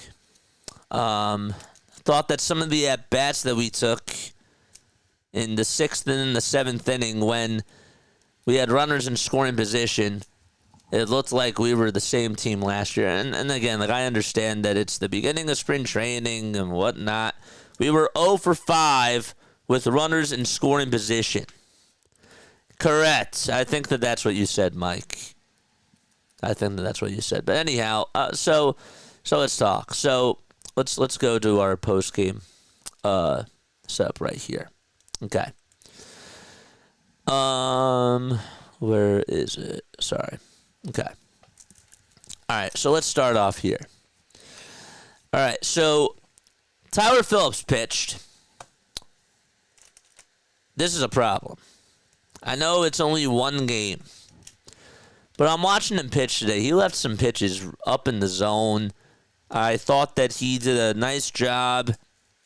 Well, I mean, he allows a walk in the first at-bat, and then he hits Cowser after that. And then he sort of, found a groove, was able to strike out 2 batters in a row, but he left one hanging out over the middle for Kobe Mayo to get a hold of. And then he gives up a home run in the second inning. I don't know how I feel about Tyler Phillips, man. I think that ever since he had the complete game 4-hitter, that something has really changed, and that teams are finding ways to solve what he does. Now, I'm curious as spring training goes on to see how he continues to develop, because this is just one outing, and obviously he deserves another chance. But the pitches that he left up out over the middle of the plate, some of them were sliders, and that's going to have to be something that Caleb has to work on with him as the season continues. So I was not happy. I was not really pleased with how he pitched. Sure, the back-to-back strikeouts that he had were nice, and I think that they were on curveballs if I was not mistaken. I could be wrong on that. Somebody can fact-check me there. But yeah, so Phillips, if I were to give him a grade today, I would say it's a D. I'd give him a D today. Am I being too harsh? Let me know. But that's where I stand with him. Kyle Schwarber today, what did he do? He grounded out in the first. Thought he got on top of a pitch. Walked in his second plate appearance, and then he grounded out again in his third at-bat. The third at-bat, how many pitches was that? The one thing I got to do this year is I want to make sure that I say when I'm keeping score how many pitches these guys see, because that does matter. It does. Christian Arroyo, he's hot. He's hot. He's starting off spring training really well. And for him to get a home run in the bottom of the third, gets a fastball, nails it, and hits it really well. Liked what he did over at third base. And I'm sure that he's going to be one of those guys that might back his way in to this starting roster this year towards the end. He might be battling for a backup infield spot with Edmundo Sosa and some of those other guys. So that's somebody to also keep your eye out on. Buddy Kennedy was not really explosive today. I thought that he got a little bit behind, and the pitch that he hit out over to left field, he got a little bit underneath it. The timing has to be a little bit better. But yeah, that's what I saw from him.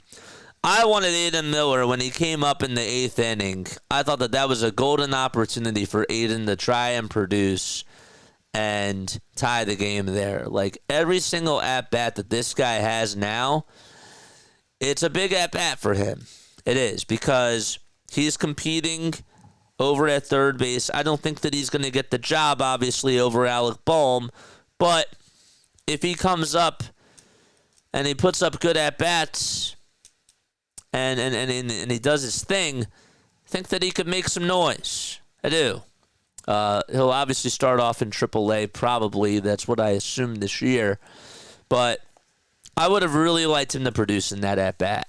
I know that he worked up the count 3-2, but for him to not be able to come through there, that was sort of like a missed opportunity, I thought, for him. And again, like, look, it's just one spring training game. Like, we're in game 2 of spring training. So there's things that are going to be messy. There's things that aren't going to be so fluid. But I thought that was a missed opportunity there. The catcher, man, this guy's good. This guy had a really good day today. Henry did really well. He lined out to right. He hit the ball hard in the 6th inning when he was up to bat, and then he walked. Peyton Henry, everybody's talking about Marshawn, and rightfully so. This guy, watch out for him. He's older, he's 27, but he might get an opportunity. He played with the Marlins before and didn't really get a lot of playing time there, but he gunned out 2 runners today. Thought that he did a good job behind the plate. Defensively speaking, was fielding some of those, bad pitches, some of the off-speed pitches, whatever it was, with when pitchers were out there, like Vespi. That's just something to sort of look out for as well. Gabriel Rincones, this guy is power. Unfortunately, in the 4th inning, he came up, and after Clemens got on with a single and Stubbs got on with a single, Rincones grounded into a double play, and that was a rally killer, but he has pop in the bat. He's a very good power hitter.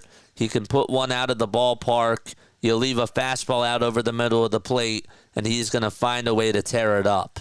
So, again, probably a guy who starts off in AA or AAA, but somebody that I'm looking forward to watching as spring training continues to go on. The questions, as we go through spring training, I want you guys to just think about this. It's not so much about the wins and the losses. It's about who do you think is going to make noise on the roster? who's going to be able to come off the bench in pinch hit situations or out of the bullpen in like the 6th or the 7th inning, who are going to be some of those guys? I think that we have an idea that Jose Ruiz, obviously, and Jose Alvarado, like all those guys are going to be available. Tanner Banks, Matt Strom, Jordan Romano, like all those guys are going to get spots. But who else can make noise? Who else can come on in and make an impact? And Orion Kirkring, I forgot about Orion too. So we talked a little bit about Arroyo. We talked a little bit about Buddy Kennedy. Not a good day for Edmundo Sosa.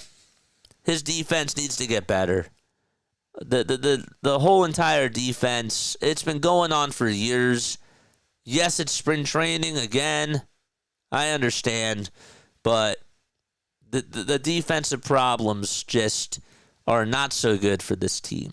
And Edmundo Sosa, when he makes flashy plays, he makes flashy plays and does nice. But he had a pop-up today that was in the infield where he was battling with the sun, and he had his sunglasses on, and he couldn't make the catch there. It's been a problem for years, man. And they don't have a good defensive shortstop.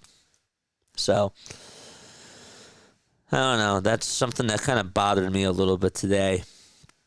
Castellanos did not have a good first at-bat. Struck out. He was late on the fastball, I remember. Hopefully his timing comes back. He just missed a home run in his next at-bat. After that, I remember that too. There was Arroyo who homered, and then Schwarber walked, and then Casty worked up a big count and just missed a home run. Timing was just a little bit off there. So, yeah. I don't know. I don't really know what else there really is to say, but as far as the hitting goes. Now, pitching-wise, we can talk about that. We can definitely talk about what went wrong today pitching-wise. We mentioned Tyler Phillips.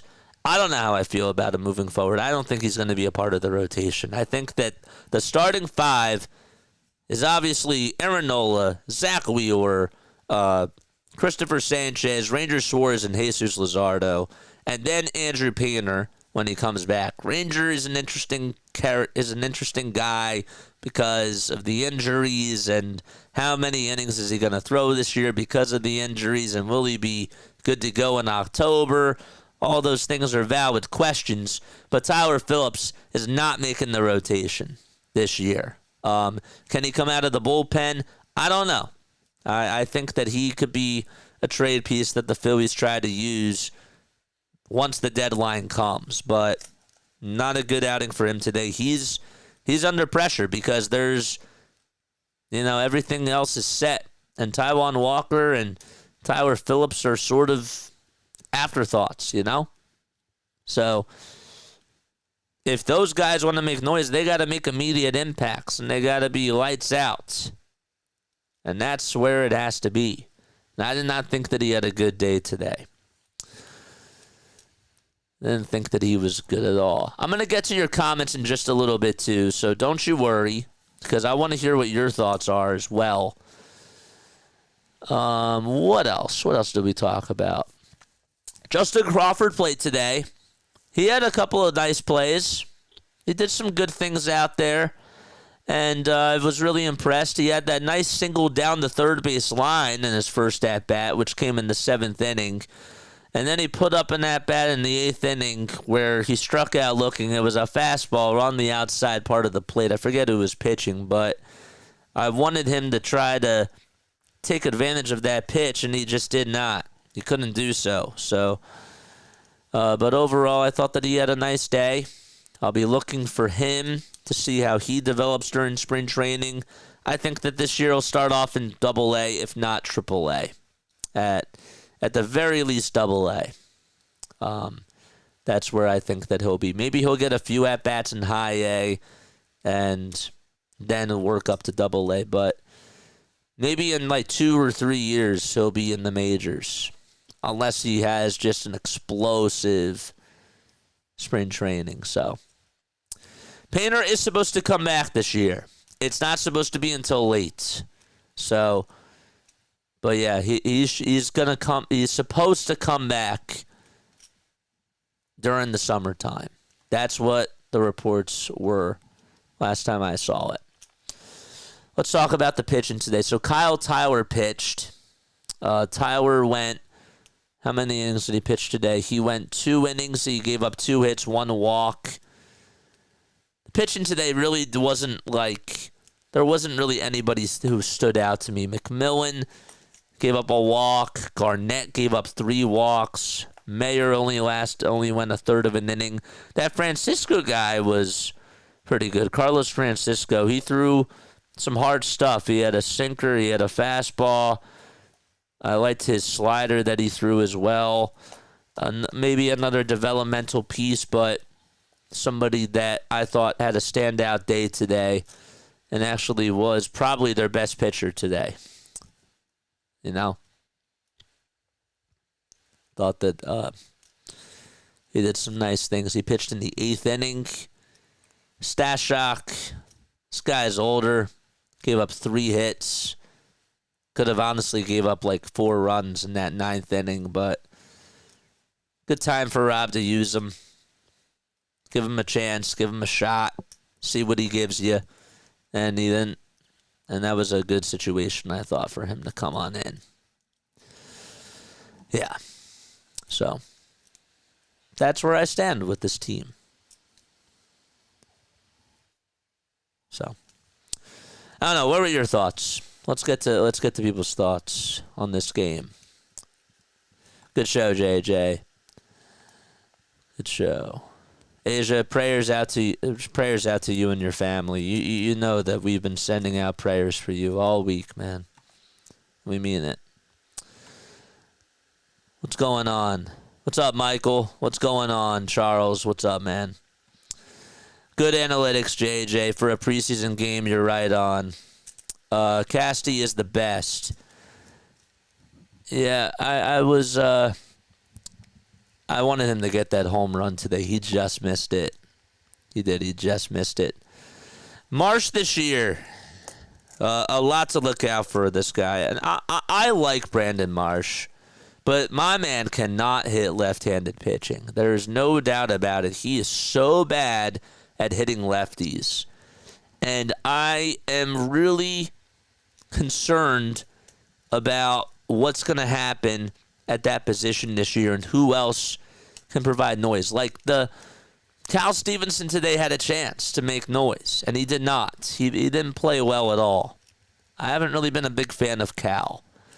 But Rincones and Crawford, again, like, I don't know if they're going to make it to the majors this year. Probably not, but I would really like somebody else to put fire into that outfield, because that whole thing, left field and center field, are just wide open. Like Max Kepler, I don't think is an everyday left fielder. Marsh is not an everyday left fielder. And Rojas is certainly not an everyday center fielder, so they're going to have a lot of competition out there. And I want somebody to be able to take that spot. So those 2 positions are going to be something that you also have to look out for as spring training continues. You know? So, yeah. See what else happens tomorrow. And tomorrow is another day. And we'll be back covering them. There have been talks about putting Trey Turner in left field. There were talks about Edmundo Sosa playing center. It's such a joke. Putting Schwarber back in the out. I don't want that.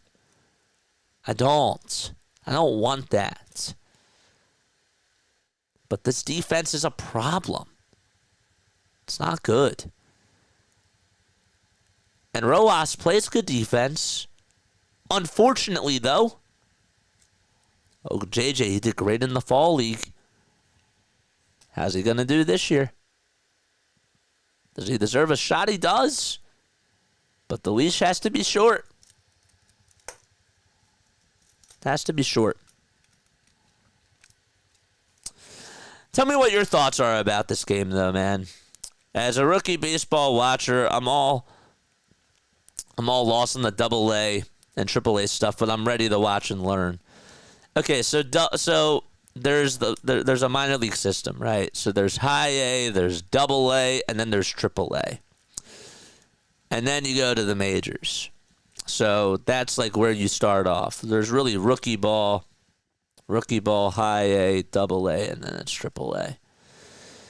So those are all like the developmental leagues that they have out there. It's very competitive, and we're obviously going to be covering the majors, the major league teams, so we're not really going to see some of these other guys. But that's why spring training, I think, is always a good thing, because we get to see where everybody's at. And it's a very good time of year to just compete with other people and see what's going on. You know, these people aren't going to make it to the majors. Like, this isn't going to be the everyday lineup. We scramble and we put how many players played today? There were probably how many guys played today? We had 8 pitchers today. And 18 players. So 18 hitters, I should say. So that's like what, 36? That's like about 52 players that played today for the most part. Now, Brnovich went 2 innings for them. Young went 3 innings for them. And Povich went 2. But yeah. Machin, that guy's good. That guy had a nice day for them. He's a good young player for them, and I'm going to be looking out for him. He's 31. He actually played for the Phillies. Of course, he destroyed us. I say he's a young player. He's been around for a while, but he had a good day today. Rojas deserves to be where he's at. You disagree. Why? What has Johan Rojas done at the plate to tell you that he's an everyday center fielder? Great defense. You got to hit. You can't be an automatic out. Stott was also hurt last year. Yeah, he didn't play today. I was a little bit surprised about that. Now, did he play yesterday? I don't remember if he played yesterday or not. I could double check that. Did Bryson Stott play yesterday? They lost. I remember that they lost 7-6. Yeah, he did. Josh Bro did good. He's a good hitter. I like what he does, but he's not a good defensive player. That's the one thing about him.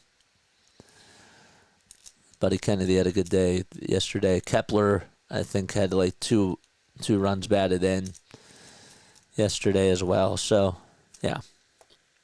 There's not really, I don't think that left field and center field are solidified. I don't. And that race will be interesting. Nobody has the defense in the league that he does. And guess what? Guess what, man? Like, Ben Simmons played fantastic defense for the Philadelphia 76ers, but yet couldn't shoot a basketball. I've been down this road so many times. I really have. Rojas is an incredible defensive player. I agree. But you got to get... if you're an... Like, I hate to go back here, but it's the truth. Rob Thompson pinch hits for Johan Rojas in the 3rd inning of Game 7. Anybody else up, he was an automatic out. He was an automatic out. And I like Rojas. I do. I like Rojas, but it's the truth. He's an automatic out when he's at the plate. He deserves another shot. I'm not saying he doesn't, but I can't pencil him in as an everyday starter. I just can't. Unfortunately, I would love him. Ideally, I would love him to bat in the leadoff spot. You know? I would. But that's... my expectations for Rojas are low. They're very low. So, the holes in the lineup when it comes to the downfall. Kepler's probably going to play left and center, along with Marsh. So, again, like, they're going to have platoons. But it's not like we have an everyday left fielder or center fielder out there. We know who's playing right field every day. But that's it. That's totally it. So, All right. I'm done. BW, I hope you had a great stream, my friend. Good win today. You guys did some good things, too. And again, we'll be back on tomorrow. We'll continue to keep our eye on some of these other young talent players. And, we'll be back and we'll be doing that stuff. I didn't unsubscribe. I subscribed. Did it say that I unsubscribed? I subscribed to you. All right. I love you all. And I will see you all tomorrow afternoon. We got a doubleheader tomorrow. We got the Phillies spring training again. And then we got Sixers tomorrow night. The dreadful Philadelphia 76ers. Ew. But love you all. And see you all tomorrow. Bye, Latov.